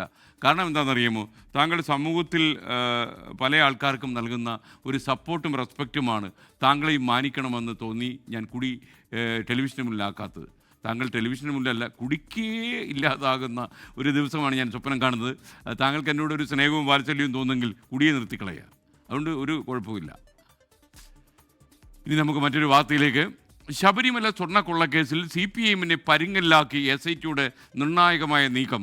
മുൻ ദേവസ്വം വകുപ്പ് മന്ത്രി കടകംപള്ളി സുരേന്ദ്രനെയും തിരുവിതാംകൂർ ദേവസ്വം ബോർഡ് മുൻ പ്രസിഡന്റ് PS പ്രശാന്തിനെയും SIT ചോദ്യം ചെയ്തു. കഴിഞ്ഞ ശനിയാഴ്ചയാണ് കടകംപള്ളി ചോദ്യം ചെയ്ത്, വെള്ളിയാഴ്ച PS പ്രശാന്തിനെ ചോദ്യം ചെയ്തു. മുൻ ദേവസ്വം മന്ത്രി എന്ന രീതിയിലാണ് SIT മൊഴിയെടുത്തതെന്ന് കടകംപള്ളി പ്രതികരിച്ചു. ഞാൻ സമാധാനമായിട്ട് ചോദിക്കുമെന്ന് പറയുന്നത് തന്നെ നിങ്ങൾ അതായിരിക്കും എടുത്ത് കൊടുക്കാൻ പോകുന്നത്. 2019 ദേവസ്വം മന്ത്രി എന്നുള്ള നിലയിൽ എനിക്ക് പറയാനുള്ള കാര്യങ്ങൾ അവർ ചോദിച്ചു, ഞാൻ അവരോട് പറഞ്ഞു. ഉണ്ണികൃഷ്ണൻ പോറ്റിയെ ശബരിമലയിലെ സ്പോൺസർ എന്ന രീതിയിൽ അറിയാമെന്ന കടകംപള്ളി സുരേന്ദ്രൻ SITക്ക് മൊഴി നൽകി. സലീം മാലിക് തിരുവനന്തപുരത്ത് നിന്ന് ചേർന്നു. സലീം, PS പ്രശാന്ത് എന്ത് മൊഴിയാണ് നൽകിയത് എന്നാണ് നമുക്ക് ലഭിക്കുന്ന വിവരം? SKN കടകംപള്ളിയും PS പ്രശാന്തും രണ്ടുപേരും ഈ മൊഴിയെടുപ്പിൽ നിർണായകമായ മൊഴികളൊന്നും നൽകിയിട്ടില്ല എന്നുള്ളതാണ് ഏറ്റവും പ്രധാനപ്പെട്ട കാര്യം. ഈ അന്വേഷണത്തെ മുന്നോട്ട് നയിക്കുന്ന കാര്യമായ മൊഴികൾ ഇവരുടെ ഭാഗത്തു നിന്നുണ്ടായിട്ടില്ല. ഈ കേസിൽ ഇവർക്ക് ഏതെങ്കിലും നിലയിൽ ഇടപെടൽ ബന്ധമുണ്ടോ എന്നുള്ളതാണ് അന്വേഷണ സംഘം പരിശോധിച്ചത്. അതിൽ നിന്ന് ചില സൂചനകളുടെ അടിസ്ഥാനത്തിലാണ് ശനിയാഴ്ചയും വെള്ളിയാഴ്ചയുമായി ഇരുവരെയും ചോദ്യം ചെയ്തത്. കടകംപള്ളി സുരേന്ദ്രന്റെ ചോദ്യം ചെയ്യൽ 2 മണിക്കൂറാണ് നീണ്ടത്. അതിൽ നിന്ന് ഉണ്ണികൃഷ്ണൻ പോറ്റിയെ പരിചയമുണ്ട് എന്നുള്ള കാര്യം അദ്ദേഹം അറിയിച്ചിട്ടുണ്ട്. PS പ്രശാന്തും ഉണ്ണികൃഷ്ണൻ പോറ്റിയെ പരിചയമുണ്ടെന്നും ഇതുമായി ബന്ധപ്പെട്ട ഇടപെടലുകളിലൊന്നും ഈ മോഷണം ഉൾപ്പെടെയുള്ള ഇടപെടലുകളൊന്നും താൻ അറിഞ്ഞുകൊണ്ടല്ല എന്നും മൊഴി നൽകി. കടകംപള്ളി സുരേന്ദ്രൻ പറഞ്ഞത് ഉണ്ണികൃഷ്ണൻ പോറ്റിയെ പരിചയമുണ്ട്, പക്ഷേ ഈ സ്വർണ്ണപ്പാളിയുമായി ബന്ധപ്പെട്ട ഇടപാടുകളിൽ ഉൾപ്പെടെ ഉണ്ണികൃഷ്ണൻ പോറ്റിയെ ചുമതലപ്പെടുത്തുന്നത് താനല്ല, ആ നീക്കങ്ങളൊന്നും അറിഞ്ഞിരുന്നില്ല. ദേവസ്വം മന്ത്രി എന്ന നിലയിൽ ഒരു പരിധിയിൽ കവിഞ്ഞ ഇടപെടലുകൾ, അനാവശ്യമായ ഇടപെടലുകൾ ശബരിമലയിൽ നടത്തിയിട്ടില്ല എന്നും കടകംപള്ളി സുരേന്ദ്രൻ മൊഴി നൽകി. നേരത്തെ തന്നെ കടകംപള്ളി സുരേന്ദ്രനും ഉണ്ണികൃഷ്ണൻ പോറ്റിയും തമ്മിൽ വലിയ സൗഹൃദം പങ്കിടുന്ന വീഡിയോ ഉൾപ്പെടെ പുറത്തു വന്നിരുന്നു. ആ പശ്ചാത്തലത്തിൽ കൂടിയാണ് അന്വേഷണം തീരാൻ ഇനി 3 ആഴ്ച മാത്രം ബാക്കി നിൽക്കെ കടകംപള്ളി സുരേന്ദ്രനെ ചോദ്യം ചെയ്യാൻ അന്വേഷണ സംഘം നിർബന്ധിതമായത്. ഈ അന്വേഷണം തുടങ്ങി 2 മാസത്തോട് അടുക്കുമ്പോഴും കടകംപള്ളി സുരേന്ദ്രനെ എന്തുകൊണ്ട് ചോദ്യം ചെയ്യുന്നില്ല എന്നതുൾപ്പെടെയുള്ള കാര്യങ്ങൾ പ്രതിപക്ഷം ഉൾപ്പെടെ വലിയ ആയുധമാക്കിയിരുന്നു. ഈ ഹൈക്കോടതി മേൽനോട്ടത്തിലുള്ള അന്വേഷണമാണെങ്കിൽ പോലും അതിൽ പോലും സർക്കാരിൻ്റെ ഇടപെടലുണ്ട് എന്നുള്ളൊരു ആരോപണവും നിലനിന്നിരുന്നു. അതിനിടയിലാണ് കടകംപള്ളി സുരേന്ദ്രനെ ഏറ്റവും ഒടുവിൽ ചോദ്യം ചെയ്യുന്നത്. CPIഎമ്മിനെ സംബന്ധിച്ചിടത്തോളം തദ്ദേശ തെരഞ്ഞെടുപ്പിലെ തിരിച്ചടി ഉൾപ്പെടെ ശബരിമല സ്വർണ്ണമോഷണവുമായി ബന്ധപ്പെട്ട് അതിൽ ബാധിച്ചിട്ടുണ്ട് എന്ന നിലവിൽ തന്നെ വിലയിരുത്തലുണ്ട്. അതിനിടയിലാണ് കൂടുതൽ പ്രതിരോധത്തിലാകുന്ന ഈ നീക്കം. പക്ഷേ അറസ്റ്റ് ചെയ്യുകയോ മറ്റേതെങ്കിലും നടപടികളിലേക്ക് കടന്നിട്ടില്ല എന്നുള്ളത് CPIഎമ്മിനെ സംബന്ധിച്ചിടത്തോളം വലിയ ആശ്വാസവുമാണ്. SKN. ഓക്കെ, സലീം മാലിക്കാണ് വിവരങ്ങൾ നൽകിയത്. ശബരിമല സ്വർണ്ണക്കൊള്ളക്കേസിൽ പത്മകുമാറിന് കുരുക്കായി ബോർഡ് അംഗത്തിന്റെ മൊഴി. സ്വർണ്ണപ്പാടികൾ പുതുക്കണമെന്ന് ദേവസ്വം ബോർഡ് യോഗത്തിൽ പറഞ്ഞത് പത്മകുമാറാണെന്ന് അറസ്റ്റിലായ N വിജയകുമാർ പറയുന്നു. D മണിയെയും കൂട്ടാളികളായ ബാലമുരുകൻ, ശ്രീകൃഷ്ണൻ എന്നിവരെയും ചോദ്യം ചെയ്ത് ഇന്ന് SIT വിട്ടയച്ചു. ദേവസ്വം ബോർഡ് മുൻ പ്രസിഡന്റ് പത്മകുമാറിന്റെ റിമാൻഡ് കാലാവധി നീട്ടി. SIT സംഘം വിപുലീകരിക്കണം എന്ന ആവശ്യം കോടതി ഇന്ന് അംഗീകരിക്കുകയും ചെയ്തു. പത്മകുമാറിന് കൂടുതൽ കുരുക്കാവുകയാണ് മുൻ ബോർഡംഗം N വിജയകുമാറിന്റെ മൊഴി. സ്വർണ്ണപ്പാളികൾ പുതുക്കണമെന്ന ദേവസ്വം ബോർഡ് യോഗത്തിൽ പറഞ്ഞത് പത്മകുമാറാണെന്നാണ് അറസ്റ്റിലായ N വിജയകുമാർ നൽകിയ മൊഴി. ദേവസ്വം രേഖകൾ തിരുത്തിയതിൽ പത്മകുമാർ, KP ശങ്കരദാസ്, N വിജയകുമാർ എന്നിവർക്ക് തുല്യ പങ്കാണെന്ന് SITയുടെ റിമാൻഡ് റിപ്പോർട്ട് പറയുന്നു. അതേസമയം D മണിയെയും ബാലമുരുകനെയും ശ്രീകൃഷ്ണനെയും ചോദ്യം ചെയ്ത് വിട്ടയച്ചു. 4 അഭിഭാഷകർക്കൊപ്പമാണ് D മണി എത്തിയത്. ക്രൈംബ്രാഞ്ച് മേധാവി H വെങ്കടേഷ് തന്നെ നേരിട്ടെത്തിയാണ് ചോദ്യം ചെയ്തത്. 10 മണിക്കൂർ നീണ്ട ചോദ്യം ചെയ്യലിന് ശേഷം 3 പേരെയും വിട്ടയച്ചു. മൂവരും മാധ്യമങ്ങളോട് പ്രതികരിക്കാൻ തയ്യാറായില്ല. ഇതിനിടെ പത്മകുമാറിന്റെ റിമാൻഡ് കാലാവധി 14 ദിവസത്തേക്ക് കൂടി നീട്ടി. ജാമ്യം നിഷേധിച്ചതിന് പിന്നാലെ കൊല്ലം വിജിലൻസ് കോടതിയിൽ നിന്ന് പുറത്തേക്കിറങ്ങിയ പത്മകുമാർ മാധ്യമങ്ങളോട് പ്രതികരിച്ചത് ഇങ്ങനെ. നോക്കാം, അയ്യപ്പൻ നോക്കിയോളൂ. ഏതായാലും ശവന്തീനികളല്ല. ഇതിനിടെ SITയെ വിപുലീകരിക്കണമെന്ന ആവശ്യം കോടതി അംഗീകരിച്ചു. 2 ഉദ്യോഗസ്ഥരെ അധികമായി ഉൾപ്പെടുത്താം. ശബരിമല സ്വർണ്ണക്കൊള്ളയുമായി ബന്ധപ്പെട്ട സന്നിധാനത്ത് റവന്യൂ സംഘം പരിശോധന നടത്തി. 24 തിരുവനന്തപുരം. പത്തനംതിട്ടയിലെ ചിറ്റാർ വില്ലൂന്നിപ്പാറയിൽ കിണറ്റിൽ വീണ കടുവയെ പുറത്തെത്തിച്ചു. 12 മണിക്കൂർ നീണ്ടുപോയ ദൗത്യത്തിനൊടുവിലാണ് വലയിലാക്കിയ കടുവയെ മയക്കുവെടി വെച്ച് വനംവകുപ്പ് വാഹനത്തിൽ കയറ്റിയത്. ചിറ്റാർ വനംവകുപ്പ് ഓഫീസിലേക്ക് കൊണ്ടുപോയ കടുവയെ വൈദ്യപരിശോധനയ്ക്ക് ശേഷം എവിടേക്ക് മാറ്റണം എന്ന് തീരുമാനമെടുക്കും. കടുവയ്ക്ക് ആരോഗ്യ പ്രശ്നങ്ങളൊന്നും ഇല്ല എന്നാണ് റാന്നി DFO N രാജേഷ് പറഞ്ഞത്.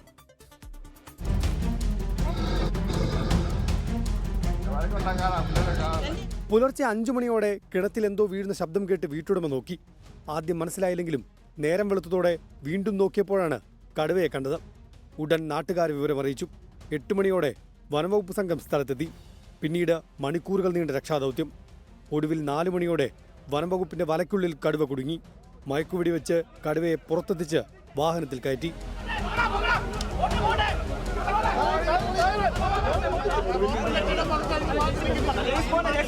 കടുവയ്ക്ക് ഏകദേശം 3 വയസ്സ് പ്രായമുണ്ട്. 200 കിലോയോളം തൂക്കമുള്ള കടുവയ്ക്ക് ഗുരുതരമായ ആരോഗ്യ പ്രശ്നങ്ങൾ ഇല്ലെന്ന് റാന്നി DFO N രാജേഷ് പറഞ്ഞു. നിലവിൽ ഒരു ആരോഗ്യ പ്രശ്നമില്ല, ആരോഗ്യവാനാണ്. വെയിറ്റ് 150 മുതൽ 200 കിലോയുടെ അടുത്ത് വെയിറ്റ് കാണുന്നുണ്ട്. പ്രദേശത്ത് വന്യമൃഗങ്ങളുടെ ശല്യം രൂക്ഷമാണ്. കടുവ കൂട്ടിലായെങ്കിലും ആശങ്ക പൂർണ്ണമായി ഒഴിഞ്ഞിട്ടില്ലെന്ന് പ്രദേശവാസികൾ പ്രതികരിച്ചു. സന്തോഷമൊന്നും ആയിട്ടില്ല, പേടി തന്നെയാ. എല്ലാവർക്കും പേടിയാ, നാട്ടുകാർക്ക് മൊത്തം പേടിയാ.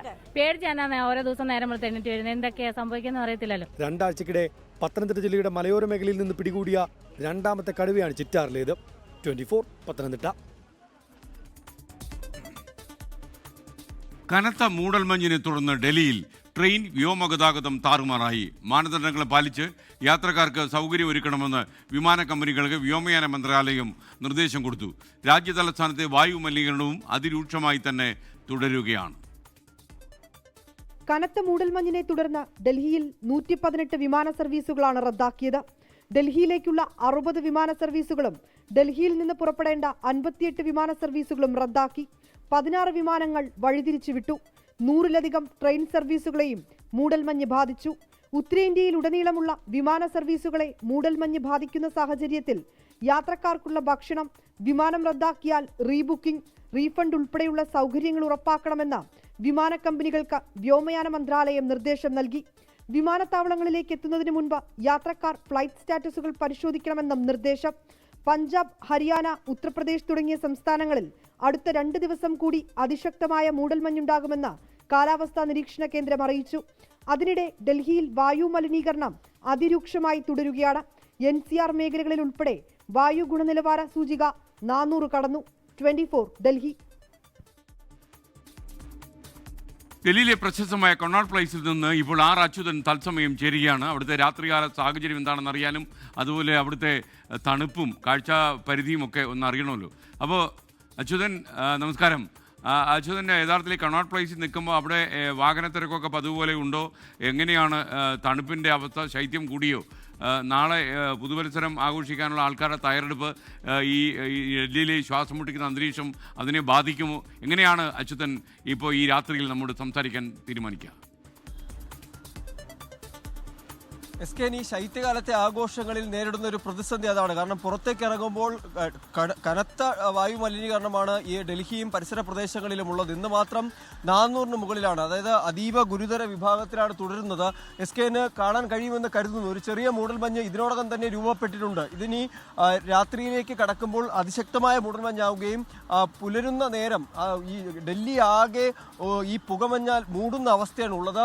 കഴിഞ്ഞ ദിവസങ്ങളിലെല്ലാം തന്നെ ഈ റോഡ് അതുപോലെ തന്നെ വ്യോമ ട്രെയിൻ ഗതാഗതത്തെയാണ് SKN ഇത് ബാധിച്ചിരിക്കുന്നത്. ഇന്ന് 118 വിമാന സർവീസുകളാണ് ഡൽഹി ഇന്ദിരാഗാന്ധി വിമാനത്താവളത്തിൽ റദ്ദാക്കിയത്.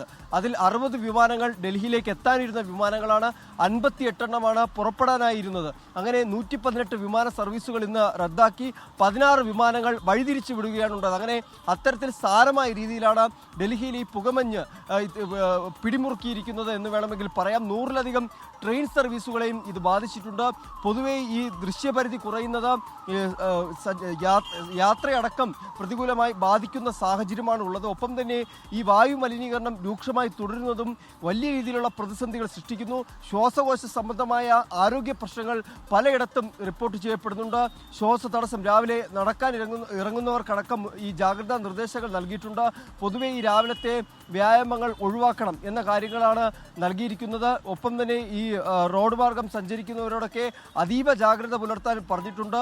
ഈ ഫോഗ് ലാമ്പുകൾ പരമാവധി ഉപയോഗിക്കുക, എതിരെ വരുന്ന വാഹനങ്ങൾക്ക് കാണാൻ കഴിയുന്ന രീതിയിൽ ഫോഗ് ലാമ്പുകൾ ഉപയോഗിക്കുക എന്നുള്ളതാണ് നൽകിയിരിക്കുന്ന നിർദ്ദേശം. പഞ്ചാബ്, ഹരിയാന, ഉത്തർപ്രദേശ്, ഡൽഹി ഉൾപ്പെടെയുള്ളവിടങ്ങളിലാണ് ഈ അതിശക്തമായ ശൈത്യം പിടിമുറുക്കിയിരിക്കുന്നത്. എന്തായാലും വരുന്ന ആഴ്ചയിൽ ഇത് ശൈത്യ തരംഗമായി മാറും. ആ ഘട്ടത്തിൽ തണുപ്പിൻ്റെ തീവ്രത കൂടാനുള്ള സാധ്യതയാണ് അതിലൂടെ ഉള്ളത്. ആ ഘട്ടങ്ങളിലും ഈ പുകമഞ്ഞും മറ്റ് സംസ്ഥാനങ്ങളിൽ അതിശക്തമായ മൂടൽമഞ്ഞിന്റെ സാന്നിധ്യം ഉണ്ടാകുമെന്നാണ് കാലാവസ്ഥ നിരീക്ഷണ അച്യുതനാണ് വിവരങ്ങൾ നൽകിയത്. ഇനി ഒരു ഇത്തിരി സ്പോർട്സ് ആകാം. ഇന്ത്യ ശ്രീലങ്ക 5ാം വനിതാ ട്വൻ്റി ക്രിക്കറ്റ് മത്സരത്തിൽ ലങ്കയ്ക്ക് ജയിക്കാൻ വേണ്ടത് 176 റൺസ്. ഇന്ത്യ 7 വിക്കറ്റ് നഷ്ടത്തിൽ 175 റൺസാണ് എടുത്തത്. അനിൽ വാസുദേവ് തിരുവനന്തപുരം കാര്യവട്ടം ഗ്രീൻഫീൽഡ് സ്റ്റേഡിയത്തിൽ നിന്നും തത്സമയം ചേരുന്നു. അനിൽ വാസുദേവ്, പറയൂ അനിൽ.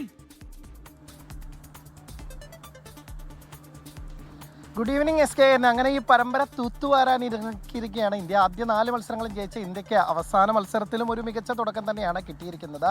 ഇന്ത്യ ആദ്യം ബാറ്റ് ചെയ്ത ഇന്ത്യ 7 വിക്കറ്റ് നഷ്ടത്തിൽ 175 റൺസാണ് നേടിയത്. ഇന്ത്യയുടെ സ്റ്റാർ ബാറ്റർ സ്മൃതി മന്ദാനയ്ക്ക് വിശ്രമം നൽകി ഇന്ന് യുവതാരം 17-കാരി ജി കമാലിനിക്ക് അരങ്ങേറ്റം നൽകിയാണ് ഇന്ത്യ ഇറങ്ങിയത്. ഒപ്പം തന്നെ മറ്റൊരു മാറ്റം കൂടി വന്നത് സ്നേഹറാണ ടീമിലേക്ക് എത്തുന്നതാണ് കണ്ടത്. അപ്പോൾ ഇന്ത്യ ഒരുപക്ഷെ പരീക്ഷണങ്ങൾക്ക് മുതിർന്നുകൂടിയാണ് ഈ മത്സരത്തിൽ ഇറങ്ങിയത്. പക്ഷേ ഇന്ത്യയുടെ ടോപ്പ് ഓർഡറിലെ ഏറ്റവും പ്രധാനപ്പെട്ട താരം കഴിഞ്ഞ 3 മത്സരങ്ങളിലും അർദ്ധ സെഞ്ചുറി നേടിയ ഷെഫാലി വർമ്മയെ പെട്ടെന്ന് തന്നെ നഷ്ടമായി. ഒപ്പം തന്നെ ജി കമാലിക്കും വലിയ രീതിയിൽ തിളങ്ങാനായില്ല. ഇതോടുകൂടി ഇന്ത്യ വലിയ പ്രതിസന്ധിയിലായതാണ്. ആ ഘട്ടത്തിലാണ് ക്യാപ്റ്റന്റെ ഇന്നിംഗ്സുമായി ഹർമൻപ്രീത് തകർത്ത് കളിച്ചത്. അർദ്ധ സെഞ്ചുറി നേടിയ ഹർമൻ ഇന്ത്യയെ ഒരു വലിയ സ്കോറിലേക്ക് തന്നെ എത്തിക്കുകയാണ് ചെയ്തത്. 43 പന്തിൽ 9 ഫോറും 1 സിക്സും അടക്കം 68 റൺസാണ് ഹർമൻപ്രീത് നേടിയത്. ഏറ്റവും ഒടുവിൽ അരുന്ധതി റെഡ്ഡിയുടെ 11 പന്തിൽ 27 റൺസും ഒപ്പം തന്നെ അമൻജോത് കൗറിന്റെ 18 പന്തിൽ 21 റൺസ് കൂടിയായപ്പോൾ ഇന്ത്യ അങ്ങനെ 7 വിക്കറ്റ് നഷ്ടത്തിൽ 175 റൺസ് എന്ന ഒരു ഭേദപ്പെട്ട ടോട്ടലിൽ ഒരു മികച്ച ടോട്ടൽ തന്നെ പടുത്തുയർത്തി കഴിഞ്ഞിരിക്കുന്നു. ഇപ്പോൾ മറുപടി ബാറ്റിംഗിന് ഇറങ്ങിയിരിക്കുന്ന ശ്രീലങ്കയ്ക്ക് ആദ്യ വിക്കറ്റ് നഷ്ടമായിരിക്കുകയാണ്. അവരുടെ ക്യാപ്റ്റൻ ചമരി അട്ടപ്പെട്ടുവിൻ്റെ വിക്കറ്റാണ് 7 റൺസ് സ്കോർ ബോർഡിൽ എത്തുമ്പോഴേക്കും നഷ്ടമായിരിക്കുന്നത്. ഇത് ഇന്ത്യക്ക് വലിയ അപ്പർ ഹാൻഡ് നൽകുന്നതാണ്. കാരണം ഈ പരമ്പരയിൽ അവർക്ക് ഏറ്റവും നല്ല രീതിയിൽ കളിച്ച ഒരു താരം ചമരി അട്ടപ്പെട്ടു മാത്രമാണ്. അപ്പോൾ ചമരി അട്ടപ്പെട്ടുവിൻ്റെ വിക്കറ്റ് എടുത്തത് തന്നെ ഇന്ത്യക്ക് ഒരു അഡ്വാൻറ്റേജ് ആണ്. പക്ഷേ ഇതിൽ തീരുന്നില്ല. എന്തായാലും ഇന്ത്യ പെട്ടെന്ന് തന്നെ അവരെ ഓൾ ഔട്ട് ആക്കുമെന്നും പരമ്പര 5-0 സ്വന്തമാക്കി ഈ വർഷത്തെ അവസാന മത്സരമാണ്, അതങ്ങനെ ജയത്തോടുകൂടി അവസാനിപ്പിക്കുമെന്നും നമുക്ക് കരുതാം. എന്തായാലും നമ്മുടെ നാട്ടിൽ വിരുന്നു വന്നിട്ടുള്ള അവസാന 3 ട്വൻ്റി മത്സരങ്ങളെ ഗംഭീരമായി അതിനൊരു പരിസമാപ്തി കുറിക്കാൻ കൂടി പോവുകയാണ് S K. Okay, thank you Anil Vasu. Janardhan Nair comment ബോക്സിൽ കുറിച്ചൊരു പഴയ സിനിമാ പാട്ടാണ്. അമ്മയല്ലാതൊരു ദൈവമുണ്ടോ, അതിലും വലിയൊരു കോവിലുണ്ടോ, കാലം മറക്കാത്ത ത്യാഗമല്ലേ അമ്മ, കാണപ്പെടുന്നതാം ദൈവമല്ലേ. ശബരിമല സ്വർണ്ണക്കൊള്ള കേസിൽ മുൻ ദേവസ്വം മന്ത്രി കടകംപള്ളി സുരേന്ദ്രനെ ചോദ്യം ചെയ്ത് SIT. നിർണായക ചോദ്യം ചെയ്യൽ നടന്നത് കഴിഞ്ഞ ശനിയാഴ്ച. ഉണ്ണികൃഷ്ണൻ പോറ്റിയെ സ്പോൺസർ എന്ന നിലയിൽ അറിയാമെന്ന് കടകംപള്ളി. 2019 ദേവസ്വം മന്ത്രി എന്നുള്ള നിലയിൽ എനിക്ക് പറയാനുള്ള കാര്യങ്ങൾ അവർ ചോദിച്ചു, ഞാൻ അവരോട് പറഞ്ഞു. തിരുവിതാംകൂർ ദേവസ്വം ബോർഡ് എടുക്കുന്ന തീരുമാനത്തിൽ ഇടപെട്ടിട്ടില്ലെന്നും മുൻ മന്ത്രി. ബോർഡ് മുൻ പ്രസിഡന്റ് PS പ്രശാന്തിനെയും കഴിഞ്ഞ വെള്ളിയാഴ്ച ചോദ്യം ചെയ്തു. D മണിയെയും ബാലമുരുകനെയും ശ്രീകൃഷ്ണനെയും SIT എന്ന് ചോദ്യം ചെയ്ത് വിട്ടയച്ചു. മുൻമന്ത്രി കടകംപള്ളി സുരേന്ദ്രനെ SIT ചോദ്യം ചെയ്തതോടെ രാഷ്ട്രീയ വിമർശനം കടുപ്പിച്ച പ്രതിപക്ഷം. കടകംപള്ളി സുരേന്ദ്രൻ അറിയാതെ ശബരിമലയിൽ ഒന്നും നടക്കില്ലെന്ന് മുൻ പ്രതിപക്ഷ നേതാവ് രമേശ് ചെന്നിത്തല. കടകംപള്ളി സുരേന്ദ്രൻ ദേവസ്വത്തിന്റെ ചുമതല വഹിച്ചപ്പോഴാണല്ലോ ഇതൊക്കെ നടന്നത്. ശബരിമലയിൽ നടന്ന സ്വർണ്ണക്കൊള്ളയെ പറ്റി മന്ത്രിക്ക് അറിയാൻ പാടില്ല എന്ന് പറഞ്ഞാൽ ആരാണ് വിശ്വസിക്കാൻ പോകുന്നത്? ഉണ്ണികൃഷ്ണൻ പോറ്റിയുമായി കടകംപള്ളിക്ക് അടുത്ത ബന്ധമുണ്ടെന്ന് പ്രതിപക്ഷ നേതാവ് VD സതീശൻ. ബന്ധപ്പെടുത്തിയതിൽ കടകംപള്ളി സുരേന്ദ്രന് പങ്കുണ്ട്. അപ്പോൾ അത് കൃത്യമായിരിക്കുകയാണ്. എന്തിനാണ് എല്ലാവരും ചേർന്ന് ഇത് രഹസ്യമാക്കി വെച്ചത്? ഇപ്പോൾ പുറത്തു വരുമല്ലോ. എന്തായാലും എത്ര ഒളിച്ചു വെക്കാൻ ശ്രമിച്ചാലും ചോദ്യം ചെയ്തൊക്കെ പുറത്തു വരുമല്ലോ. കുറ്റക്കാരെ സംരക്ഷിക്കില്ലെന്ന് മന്ത്രി P രാജീവ്. കുറ്റവാളികളെ ആരെയും സംരക്ഷിക്കില്ല. അത് വളരെ കൃത്യമായ നിലപാടാണ്. എന്ന് മുതലാണ് ഈ പോറ്റി അവിടെ വന്നത്? പോറ്റിക്ക് ആരൊക്കെയായിട്ടാണ് ബന്ധം? ആരാണ് സ്വർണം വാങ്ങുന്ന സ്ഥലം? അപ്പൊ അതെല്ലാം പരിശോധിക്കട്ടെ, നല്ല രീതിയിൽ അന്വേഷണം വരട്ടെ. ആരെ വേണമെങ്കിലും ചോദ്യം ചെയ്യട്ടെ എന്ന മന്ത്രി VN വാസവൻ. ശബരിമല സ്വർണ്ണക്കൊള്ള കേസിലെ SIT അന്വേഷണത്തിൽ മെല്ലപ്പോക്കല്ലേ എന്ന് ഹൈക്കോടതിയുടെ ചോദ്യം. ദേവസ്വം ബോർഡ് മുൻ പ്രസിഡന്റ് A പത്മകുമാറിന് ജാമ്യം അനുവദിച്ചില്ല. സ്വർണ്ണപ്പാളികൾ പുതുക്കണമെന്ന് യോഗത്തിൽ പറഞ്ഞത് A പത്മകുമാർ എന്ന അറസ്റ്റിലായ N വിജയകുമാർ മൊഴി കൊടുത്തു. സഖാവ് പറഞ്ഞപ്പോൾ ഒപ്പിട്ടു പോയെന്നും മൊഴി. ഏതായാലും വേട്ടനായ്ക്കളല്ല ഈ എല്ലാത്തിനും സാറിന്റെ പേര് മാത്രമാണ് ഇപ്പൊ അതെ നോക്കാം. അയ്യപ്പൻ നോക്കിയോളൂ. A പത്മകുമാറിന്റെ റിമാൻഡ് കാലാവധി വീണ്ടും നീട്ടി.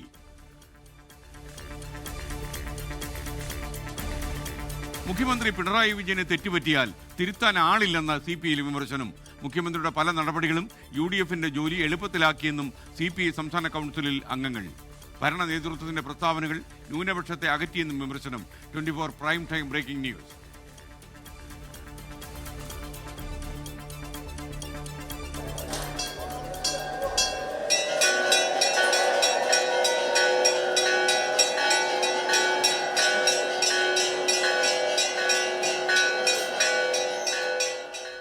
മകരവിളക്ക് മഹോത്സവത്തിനായി ശബരിമല നട തുറന്നു. തന്ത്രി കണ്ഠര് മകേഷ് മോഹനരുടെ സാന്നിധ്യത്തിൽ മേൽശാന്തി ഇ.ഡി. പ്രസാദ് നമ്പൂതിരി ശ്രീകോവിൽ തുറന്ന് ദീപം തെളിയിച്ചു.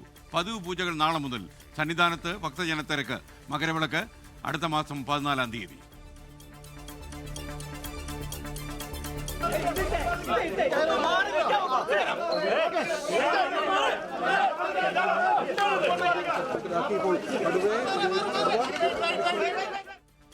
പത്തനംതിട്ട ചിറ്റാർ വില്ലൂന്നിപ്പാറയിൽ കിണറ്റിൽ വീണ കടുവയെ മയക്കുവെടി വെച്ച് പുറത്തെത്തിച്ചു. കടുവയെ വലയിലാക്കിയത് 12 മണിക്കൂർ നീണ്ടുപോയ ദൗത്യത്തിനൊടുവിൽ.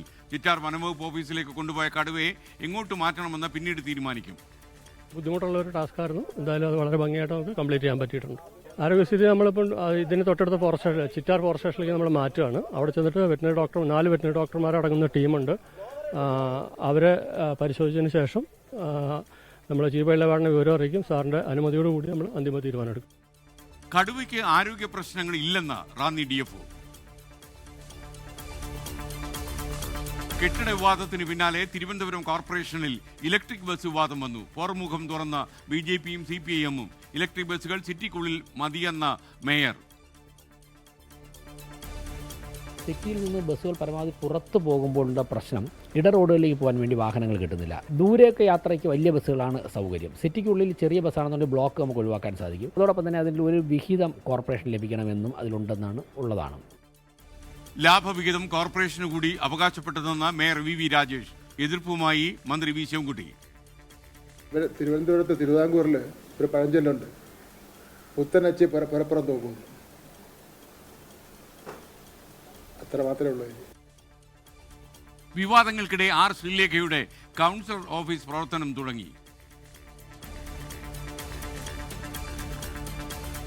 മോഹൻലാലിന്റെ അമ്മ ശാന്തകുമാരി ഇനി ഓർമ്മ. അന്ത്യം കൊച്ചി ഇളമക്കരയിലെ വീട്ടിൽ പക്ഷാഘാതത്തെ തുടർന്ന് ചികിത്സയിലിരിക്കെ അന്തിമോപചാരം അർപ്പിച്ച് നടൻ മമ്മൂട്ടി ഉൾപ്പെടെയുള്ള സുഹൃത്തുക്കളും സഹപ്രവർത്തകരും.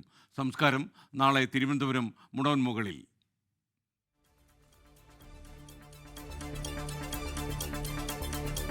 ആലപ്പുഴ ചെങ്ങന്നൂരിൽ ABVP പ്രവർത്തകൻ വിശാലിനെ കൊലപ്പെടുത്തിയ കേസിലെ മുഴുവൻ പ്രതികളെയും വെറുതെ വിട്ടു. ക്യാമ്പസ് ഫ്രണ്ട് പ്രവർത്തകരായ 19 പ്രതികളെയും വെറുതെ വിട്ടത് മാവേലിക്കര അഡീഷണൽ സെഷൻസ് കോടതി. വിധി നിരാശാജനകമെന്നും അപ്പീൽ നൽകുമെന്നും പ്രോസിക്യൂഷൻ. നിയമ പോരാട്ടം തുടരുമെന്ന് ABVP. പുതുവത്സരം പ്രമാണിച്ച് നാളെ സംസ്ഥാനത്തെ ബാറുകളുടെ പ്രവർത്തന സമയം കൂട്ടി. രാത്രി 12 മണിവരെ ബാറുകൾ തുറന്നു പ്രവർത്തിക്കും. ബാർ ഹോട്ടലുകളിൽ വ്യാപക ക്രമക്കേടെന്ന വിജിലൻസ്. എക്സൈസ് ഉദ്യോഗസ്ഥർക്ക് ബാറുകളിൽ നിന്ന് കൃത്യമായ മാസപ്പടി. ഭൂരിഭാഗം ബാറുകളിലും സ്റ്റോക്ക് രജിസ്റ്റർ ഇല്ലെന്നും കണ്ടെത്തൽ. തദ്ദേശ തെരഞ്ഞെടുപ്പ് ദിവസം ചട്ടം ലംഘിച്ച് പത്തനംതിട്ടയിലെ ബാറിൽ മദ്യവിൽപ്പന നടന്നെന്നും വിജിലൻസ്.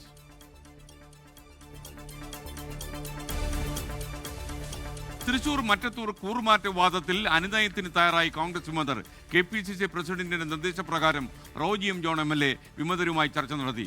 KPCC ഇടപെടൽ DCCയുടെ അച്ചടക്ക നടപടി നിലനിൽക്കെ KPCC തീരുമാനം വരുന്നതുവരെ രാജിവെക്കില്ലെന്ന് വിമത നേതാവ് TN ചന്ദ്രൻ.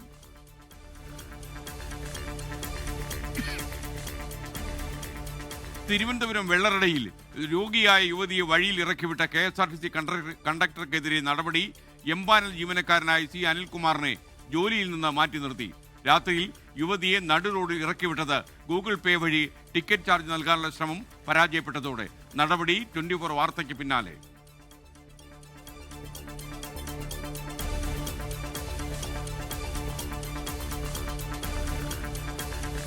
തൊണ്ണൂറ്റിമൂന്നാമത് ശിവഗിരി തീർത്ഥാടനത്തിന് തുടക്കമായി. തീർത്ഥാടന സമ്മേളനം ഉദ്ഘാടനം ചെയ്ത് ഉപരാഷ്ട്രപതി CP Radhakrishnan. Sivagiri is not just a place, it is a philosophy. It is not just a journey of the feet, it is a journey of the mind and a journey of the heart. Sreenarayana ഗുരുവിന്റെ ദർശനം വഴികാട്ടിയെന്ന് ഉപരാഷ്ട്രപതി.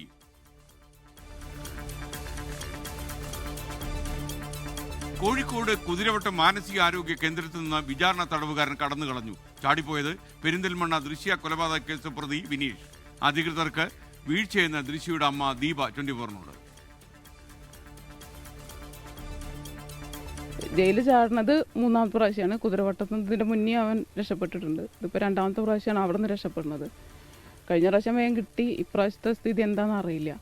ഇപ്പോൾ എൻ്റെ husband മരിച്ചിട്ടുണ്ട്, ഞാനും എൻ്റെ മോള് മാത്രമേ ഉള്ളൂ. അതുപോലൊരു ക്രിമിനൽ പുറത്ത് ഇരിക്കുമ്പോൾ ഞങ്ങളെപ്പോലുള്ളവരെന്താ ചെയ്യുക? കടുത്ത ആശങ്കയിലെന്നും മാതാവിന്റെ പ്രതികരണം.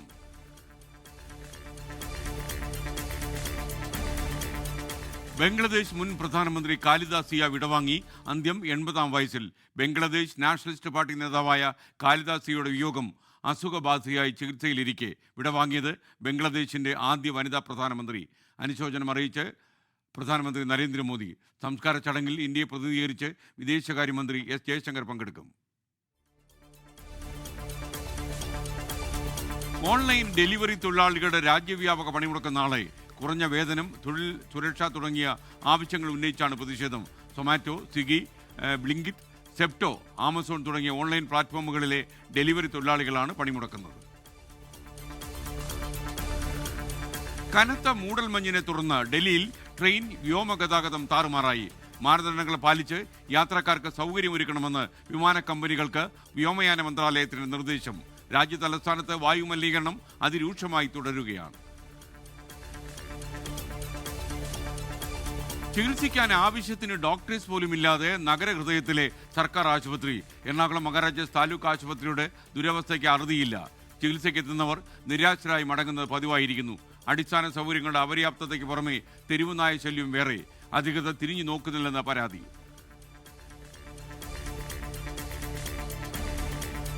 കണ്ണൂർ ധർമ്മടം മുൻ MLA KK നാരായണൻ അന്തരിച്ചു. CPM സംസ്ഥാന സമിതി അംഗമായിരുന്നു. 2016-ൽ പിണറായി വിജയന് വേണ്ടി ധർമ്മട മണ്ഡലം ഒഴിഞ്ഞുകൊടുത്തു. കണ്ണൂർ ജില്ലാ പഞ്ചായത്ത് പ്രസിഡന്റായും പ്രവർത്തിച്ചു. കണ്ണൂർ പെരളശ്ശേരി സ്വദേശിയാണ്.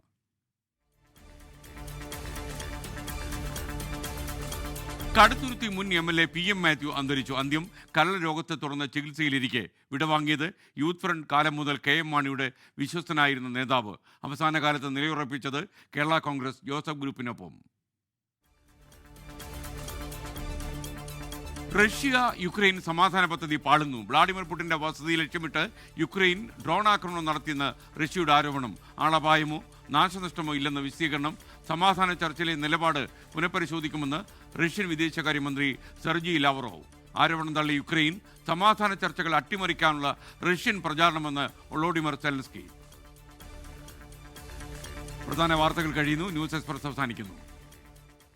ഇനി മറ്റു വാർത്തകളിലേക്ക് വിശദമായി. TP ചന്ദ്രശേഖരൻ വധക്കേസ് പ്രതിയുടെ പരോൾ അപേക്ഷ നിരസിച്ച ഹൈക്കോടതി. എന്തുകൊണ്ട് TP കേസ് പ്രതികൾക്ക് മാത്രം നിരന്തരം പരോൾ ലഭിക്കുന്നെന്ന് ഹൈക്കോടതി ചോദിച്ചു. 12-ാം പ്രതി ജ്യോതി ബാബുവാണ് പരോൾ അപേക്ഷ കൊടുത്തത്. കൊച്ചിയിൽ നിന്ന് വിവരങ്ങളുമായി വിഷ്ണു സുരേഷ് തത്സമയം ചേരുന്നു. വിഷ്ണു, പറയൂ വിശദാംശങ്ങൾ. എന്താണ് കോടതിയുടെ പരാമർശങ്ങൾ, അന്തരാർത്ഥം? TP ചന്ദ്രശേഖരൻ വധക്കേസിലെ 12-ാം പ്രതി ജ്യോതി ബാബുവിന്റെ ഭാര്യയാണ് അദ്ദേഹത്തിന് 10 ദിവസത്തെ അടിയന്തര പരോൾ ആവശ്യപ്പെട്ട് ഹൈക്കോടതിയിൽ ഹർജി സമർപ്പിച്ചത്. ഈ ഘട്ടത്തിലാണ് ജസ്റ്റിസ് ജോബിൻ സെബാസ്റ്റ്യൻ ചില പ്രധാനപ്പെട്ട ചോദ്യങ്ങൾ ഉയർത്തിയത്. എന്തുകൊണ്ട് TP കേസ് പ്രതികൾക്ക് മാത്രം ഇത്തരത്തിൽ നിരന്തരം ജാമ്യം ലഭിക്കുന്നു, പരോൾ ലഭിക്കുന്നു? അത് പരിശോധിക്കപ്പെടേണ്ടതാണ് എന്ന് അദ്ദേഹം പറഞ്ഞു. ഒപ്പം ഈ ഏത് കേസിലാണ് അകപ്പെട്ടത് എന്നുള്ള കാര്യം ഈ അപേക്ഷയിൽ വ്യക്തമാക്കിയിട്ടില്ല. അത് തന്നെ ശരിയല്ല എന്നും കോടതി നിരീക്ഷിച്ചു. അതിരൂക്ഷ വിമർശനത്തോടെയാണ് TP ചന്ദ്രശേഖരൻ വധക്കേസിലെ 12-ാം പ്രതി ജ്യോതി ബാബുവിന്റെ പരോൾ ഹർജി ഹൈക്കോടതി തള്ളിയത്. Okay, thank you. മറ്റൊരു വാർത്തയിലേക്ക്.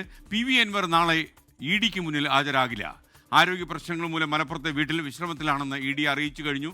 കൊച്ചിയിൽ നിന്ന് റാഫി കരീം വിവരങ്ങളുമായി ചേരുന്നു. പറയൂ റാഫി, ശരിക്കും ഈ ആരോഗ്യ കാരണങ്ങൾ തന്നെയാണോ PV അൻവർ ഹാജരാകാത്തതിന്റെ കാരണം? അങ്ങനെ തന്നെ പ്രതീക്ഷിക്കാം. കാരണം ആരോഗ്യ പ്രശ്നങ്ങൾ മൂലം വീട്ടിൽ വിശ്രമത്തിലായതിനാലാണ് നാളെ EDക്ക് മുന്നിൽ എത്താൻ കഴിയില്ല എന്നുള്ള വിവരം നിലവിൽ അഭിഭാഷകൻ മുഖേന PV അൻവർ ED ഉദ്യോഗസ്ഥരെ അറിയിച്ചിരിക്കുന്നത്.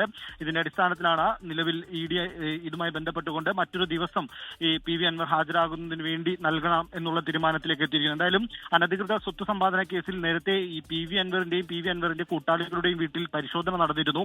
ഈ പരിശോധനയിൽ നിർണായകമായ തെളിവുകൾ എൻഫോഴ്സ്മെന്റ് ഡയറക്ടറേറ്റ് കണ്ടെത്തുകയും ചെയ്തിട്ടുണ്ട്. PV അൻവർ അനധികൃത സ്വത്ത് സമ്പാദനം നടത്തി എന്നുള്ളതാണ് എൻഫോഴ്സ്മെന്റ് ഡയറക്ടറേറ്റിന്റെ കണ്ടെത്തൽ. ഒപ്പം തന്നെ ഈ പി വി അൻവർ ബിനാമി ഇടപാടുകളിലൂടെ 22 കോടിയിലധികം രൂപ KFC-യിൽ നിന്ന് തട്ടിയെടുത്തു എന്നും എൻഫോഴ്സ്മെന്റ് ഡയറക്ടറേറ്റ് കണ്ടെത്തിയിട്ടുണ്ട്. ഇതുമായി ബന്ധപ്പെട്ട നിർണായക തെളിവുകൾ എൻഫോഴ്സ്മെന്റ് ഡയറക്ടറേറ്റിന് പി വി അൻവറിന്റെയും ഒപ്പം തന്നെ കൂട്ടാളികളുടെയും വീട്ടിൽ നടത്തിയ പരിശോധനയിൽ നിന്ന് കണ്ടെത്താൻ കഴിഞ്ഞിട്ടുണ്ട് എന്നുള്ളതാണ് നിലവിൽ ലഭിക്കുന്ന വിവരം. ഇതിന്റെ അടിസ്ഥാനത്തിലാണ് പി വി അൻവറിനോട് കൊച്ചി ഓഫീസിൽ നേരിട്ട് ഹാജരായി ചോദ്യം ചെയ്യലിന് ഹാജരാകാനുള്ള ഒരു നോട്ടീസ് എൻഫോഴ്സ്മെന്റ് ഡയറക്ടറേറ്റ് നൽകിയത്. ബുധനാഴ്ച ഹാജരാകാനായിരുന്നു നോട്ടീസ് നൽകിയത്. എന്തായാലും നാളെ ആരോഗ്യ കാരണങ്ങളാൽ പി വി അൻവർ എത്തില്ല എന്നുള്ള വിവരം എൻഫോഴ്സ്മെന്റ് ഡയറക്ടർ ഉദ്യോഗസ്ഥരെ അറിയിച്ചിട്ടുണ്ട്. ഇനി പി വി അൻവർ എത്തേണ്ട തീയതി എൻഫോഴ്സ്മെന്റ് ഡയറക്ടറേറ്റ് ഉദ്യോഗസ്ഥർ അൻവറിന് നൽകും. താമരശ്ശേരി ചുരത്തിലെ ഗതാഗത കുരുക്കിന് ശാശ്വത പരിഹാരം കാണണം എന്നാവശ്യപ്പെട്ട് MLA-മാരായ ടി സിദ്ദിഖിൻ്റെയും IC ബാലകൃഷ്ണൻ്റെയും നേതൃത്വത്തിൽ രാപ്പകൽ സമരം നടന്നു. ഇപ്പോഴും തുടരുകയാണത്. സൂചനാ സമരമാണെന്നും പ്രശ്നപരിഹാരം ഉണ്ടായില്ലെങ്കിൽ ശക്തമായ പ്രക്ഷോഭം സംഘടിപ്പിക്കുമെന്നും MLA-മാർ പറഞ്ഞു. കോഴിക്കോട് കളക്ടറേറ്റിന് മുന്നിൽ സമരം പ്രൊഫസർ MN കാരശ്ശേരി ഉദ്ഘാടനം ചെയ്തു. താമരശ്ശേരി ചുരത്തിലെ ഗതാഗത കുരുക്കിന് ചുരത്തോളം പഴക്കമുണ്ട്. പ്രശ്നപരിഹാരം കാണണമെന്നാവശ്യപ്പെട്ട് പല വിധത്തിലുള്ള ഇടപെടലുകൾ നടത്തിയെങ്കിലും ഫലം ഉണ്ടായിട്ടില്ല. ഇതേ തുടർന്നാണ് MLA-മാരായ ടി സിദ്ദിഖും IC ബാലകൃഷ്ണനും രാപ്പകൽ സമരം നടത്തുന്നത്. രാഷ്ട്രീയത്തിനപ്പുറത്ത് ജനകീയ വിഷയമാണിതെന്ന് MN കാരശ്ശേരി.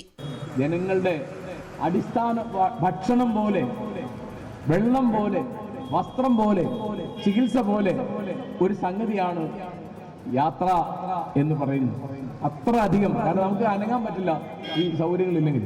വിഷയം അടുത്ത നിയമസഭാ സമ്മേളനത്തിൽ ഉന്നയിക്കുമെന്ന് MLA-മാർ വ്യക്തമാക്കി. കോഴിക്കോടിന്റെ ചുമതലയുള്ള മന്ത്രി, വയനാടിന്റെ ചുമതലയുള്ള ഞങ്ങളുടെ മന്ത്രി OR കേളു, ഈ രണ്ട് മന്ത്രിമാർ ഇതുവരെ ഒരു മീറ്റിംഗ് പോലും ഇതിനു വേണ്ടി വിളിച്ചിട്ടില്ല. എന്തിനാണ് ഭരണകൂടം, എന്തിനാണ് സർക്കാർ? സമരത്തിന്റെ ഭാഗമാകാൻ കൈതപ്രം ദാമോദരൻ നമ്പൂതിരിയും എത്തി.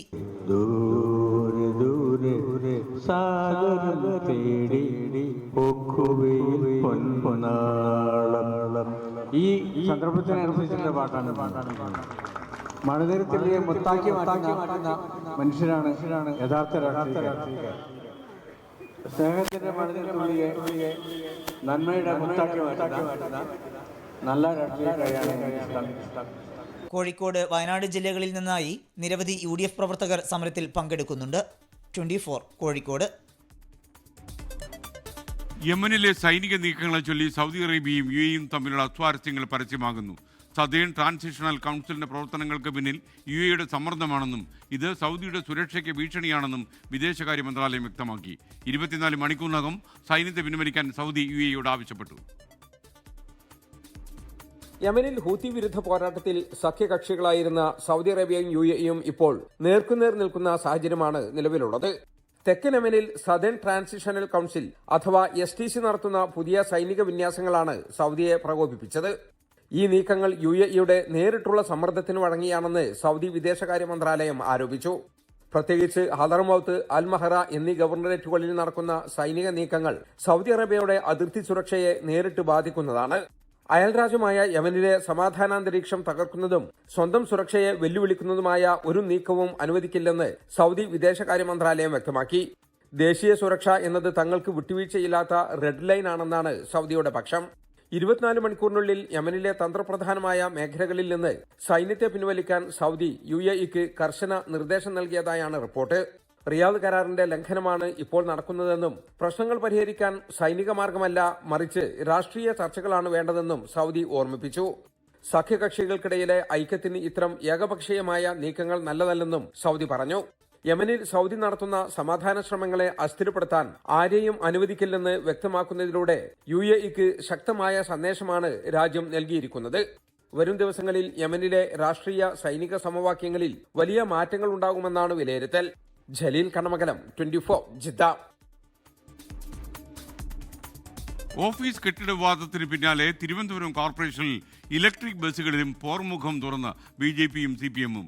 ഇലക്ട്രിക് ബസ്സുകൾ സിറ്റിക്കുള്ളിൽ മതിയെന്ന തിരുവനന്തപുരം മേയർ VV രാജേഷ് ലാഭവിഹിതം കോർപ്പറേഷന് കൂടി അവകാശപ്പെട്ടതാണെന്നാണ് മേയർ 24-നോട് പറഞ്ഞത്. എന്നാൽ മേയറുടെ തീരുമാനത്തെ വിമർശിച്ച മന്ത്രി V ശിവൻകുട്ടിയും ഇന്ന് രംഗത്ത് വന്നു. നഗരസഭാ പരിധിക്കുള്ളിൽ ഓടേണ്ട സ്മാർട്ട് സിറ്റി ബസ്സുകളെ ചൊല്ലിയാണ് കോർപ്പറേഷനിലെ BJP ഭരണസമിതിയും CPIM-ഉം കൊമ്പുകോർക്കുന്നത്. സ്മാർട്ട് സിറ്റി ബസ്സുകൾ ഓടേണ്ടത് നഗരത്തിനുള്ളിലാണെന്നും നഗരസഭയിലെ 101 വാർഡുകളിലും ജനങ്ങൾക്ക് യാത്രാ സൗകര്യം വേണമെന്നും മേയർ VV രാജേഷ് 24-നോട് പറഞ്ഞു. കരാർ പരിശോധിക്കുമെന്നും ലാഭവിഹിതം കോർപ്പറേഷനു കൂടി അവകാശപ്പെട്ടതാണെന്നും മേയർ. പീക്ക് അവേഴ്സിൽ ഈ ബസ്സുകൾ പൂർണ്ണമായിട്ടും പട്ടണത്തിലും അതിനുശേഷമുള്ള സമയങ്ങൾ ആവശ്യമാണെങ്കിൽ തൊട്ട് അടുത്തൊക്കെ ഉള്ള നഗരങ്ങളിൽ ഓടാമെന്നാണ് കരാറിലുണ്ടെന്നാണ് ഞാൻ മനസ്സിലാക്കിയത്. അതോടൊപ്പം തന്നെ അതിൽ ഒരു വിഹിതം കോർപ്പറേഷൻ ലഭിക്കണമെന്നും അതിലുണ്ടെന്നാണ് ഉള്ളതാണ്. അങ്ങനെയൊക്കെയുള്ള കാര്യങ്ങൾ കൃത്യമായിട്ട് നടക്കേണ്ടതായിട്ടുണ്ട്. മേയറുടെ നിലപാടിനെ രൂക്ഷമായി വിമർശിച്ച് മന്ത്രി വി ശിവൻകുട്ടി. നമ്മുടെ ഈ തിരുവനന്തപുരത്ത് തിരുവിതാംകൂറിൽ ഒരു പഴഞ്ചൊല്ലുണ്ട്, പുത്തനച്ചി പരപ്പുറം തോക്കും. അത്ര മാത്രമേ ഉള്ളൂ.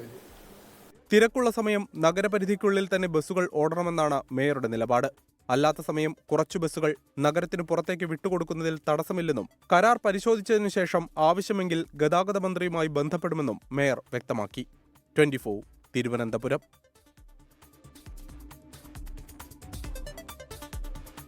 ആലപ്പുഴ ചെങ്ങന്നൂരിലെ ABVP പ്രവർത്തകൻ വിശാലിനെ കൊലപ്പെടുത്തിയ കേസിൽ ക്യാമ്പസ് ഫ്രണ്ട് പ്രവർത്തകരായിരുന്ന മുഴുവൻ പ്രതികളെയും ഇന്ന് കോടതി വെറുതെ വിട്ടു. മാവേലിക്കര അഡീഷണൽ സെഷൻസ് കോടതിയുടേതാണ് ഈ ഉത്തരവ്. വിധി നിരാശാജനകമെന്നും അപ്പീൽ പോകുമെന്നും പ്രോസിക്യൂഷൻ വ്യക്തമാക്കുന്നു. 2012 ജൂലൈ 16 ചെങ്ങന്നൂർ ക്രിസ്ത്യൻ കോളേജിന് സമീപം കൊല നടന്നത്. നവാഗതരെ സ്വാഗതം ചെയ്യുന്ന പരിപാടിക്കിടെ ക്യാമ്പസ് ഫ്രണ്ട് പ്രവർത്തകർ വിശാലിനെ വെട്ടിക്കൊലപ്പെടുത്തിയെന്നായിരുന്നു കേസ്.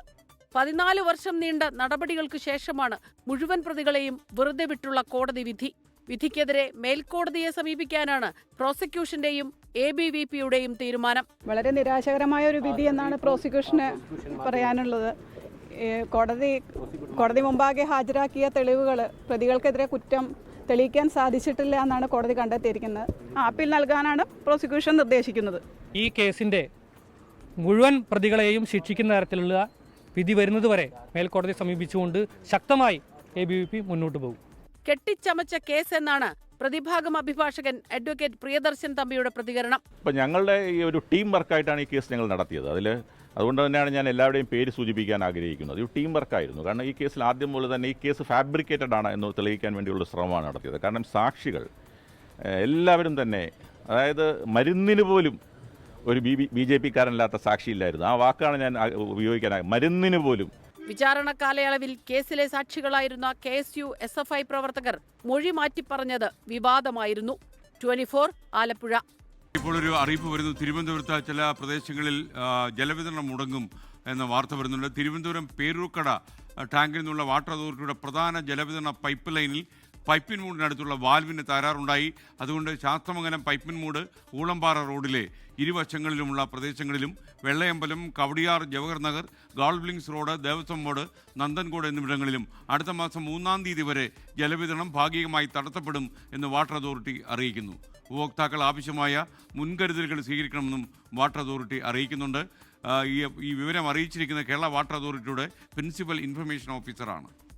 ഭാഗികമായി ജലവിതരണം മുടങ്ങുമെന്നാണ് അറിയിച്ചിരിക്കുന്നത്.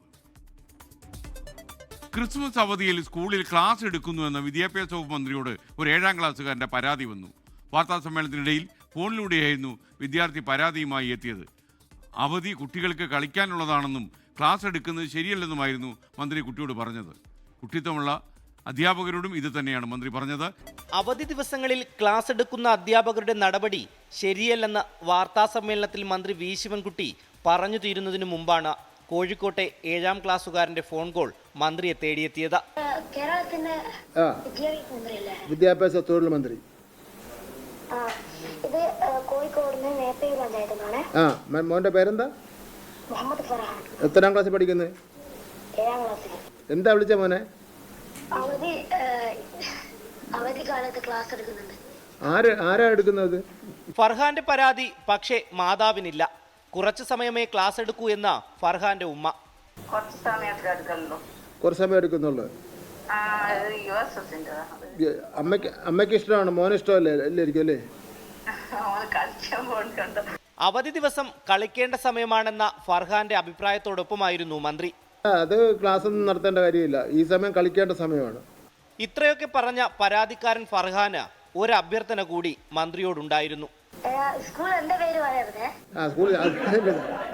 മോന്റെ പേര് പറയുന്ന പ്രശ്നമേ ഇല്ല. എന്നാലും നിമ്മി പറഞ്ഞ് നിന്റെ ഒരു കൂട്ടുകാരനോട് മന്ത്രി സംസാരിച്ചു, ക്ലാസ് എടുക്കാൻ പാടില്ലെന്ന് മന്ത്രി വിദ്യാഭ്യാസ മന്ത്രി പറഞ്ഞു എന്ന് പറയുക കേട്ടോ. തന്റെ പേര് ആരോടും പറയില്ലെന്ന് ഉറപ്പു പറഞ്ഞ മന്ത്രി ഫർഹാനും ഉമ്മയ്ക്കും ഉപദേശം കൂടി നൽകിയാണ് സംസാരം അവസാനിപ്പിച്ചത്. പക്ഷേ കളിയോടൊപ്പം തന്നെ പഠിത്തം വേണം കേട്ടോ. കുട്ടികൾ ഈ 7ാം ക്ലാസ്സിൽ പഠിക്കും, കളിക്കുകയാണ് വേണ്ടത്. നിങ്ങൾ എപ്പോഴും അവനെ ട്യൂഷൻ പഠിപ്പിക്കേണ്ട കാര്യമൊന്നുമില്ല കേട്ടോ. ഓക്കെ ശരി. എന്നാ 24 തിരുവനന്തപുരം. ഈ റിപ്പോർട്ടോടെ പ്രൈം ടൈം പൂർത്തിയാകുന്നു. നല്ലൊരു രാത്രി നിങ്ങൾക്ക് ഞാൻ നേരുന്നു. ശുഭരാത്രി. Good night. Good bye. ലോകത്തെവിടെയായാലും ഏത് സമയത്തും 24 വാർത്തകളും ഓഗ്മെന്റഡ് റിയാലിറ്റി പാക്കേജുകളും എക്സ്പ്ലെയിനറുകളും വിശദമായി കാണാൻ ഞങ്ങളുടെ യൂട്യൂബ് ചാനൽ നിങ്ങൾക്ക് സബ്സ്ക്രൈബ് ചെയ്യാം.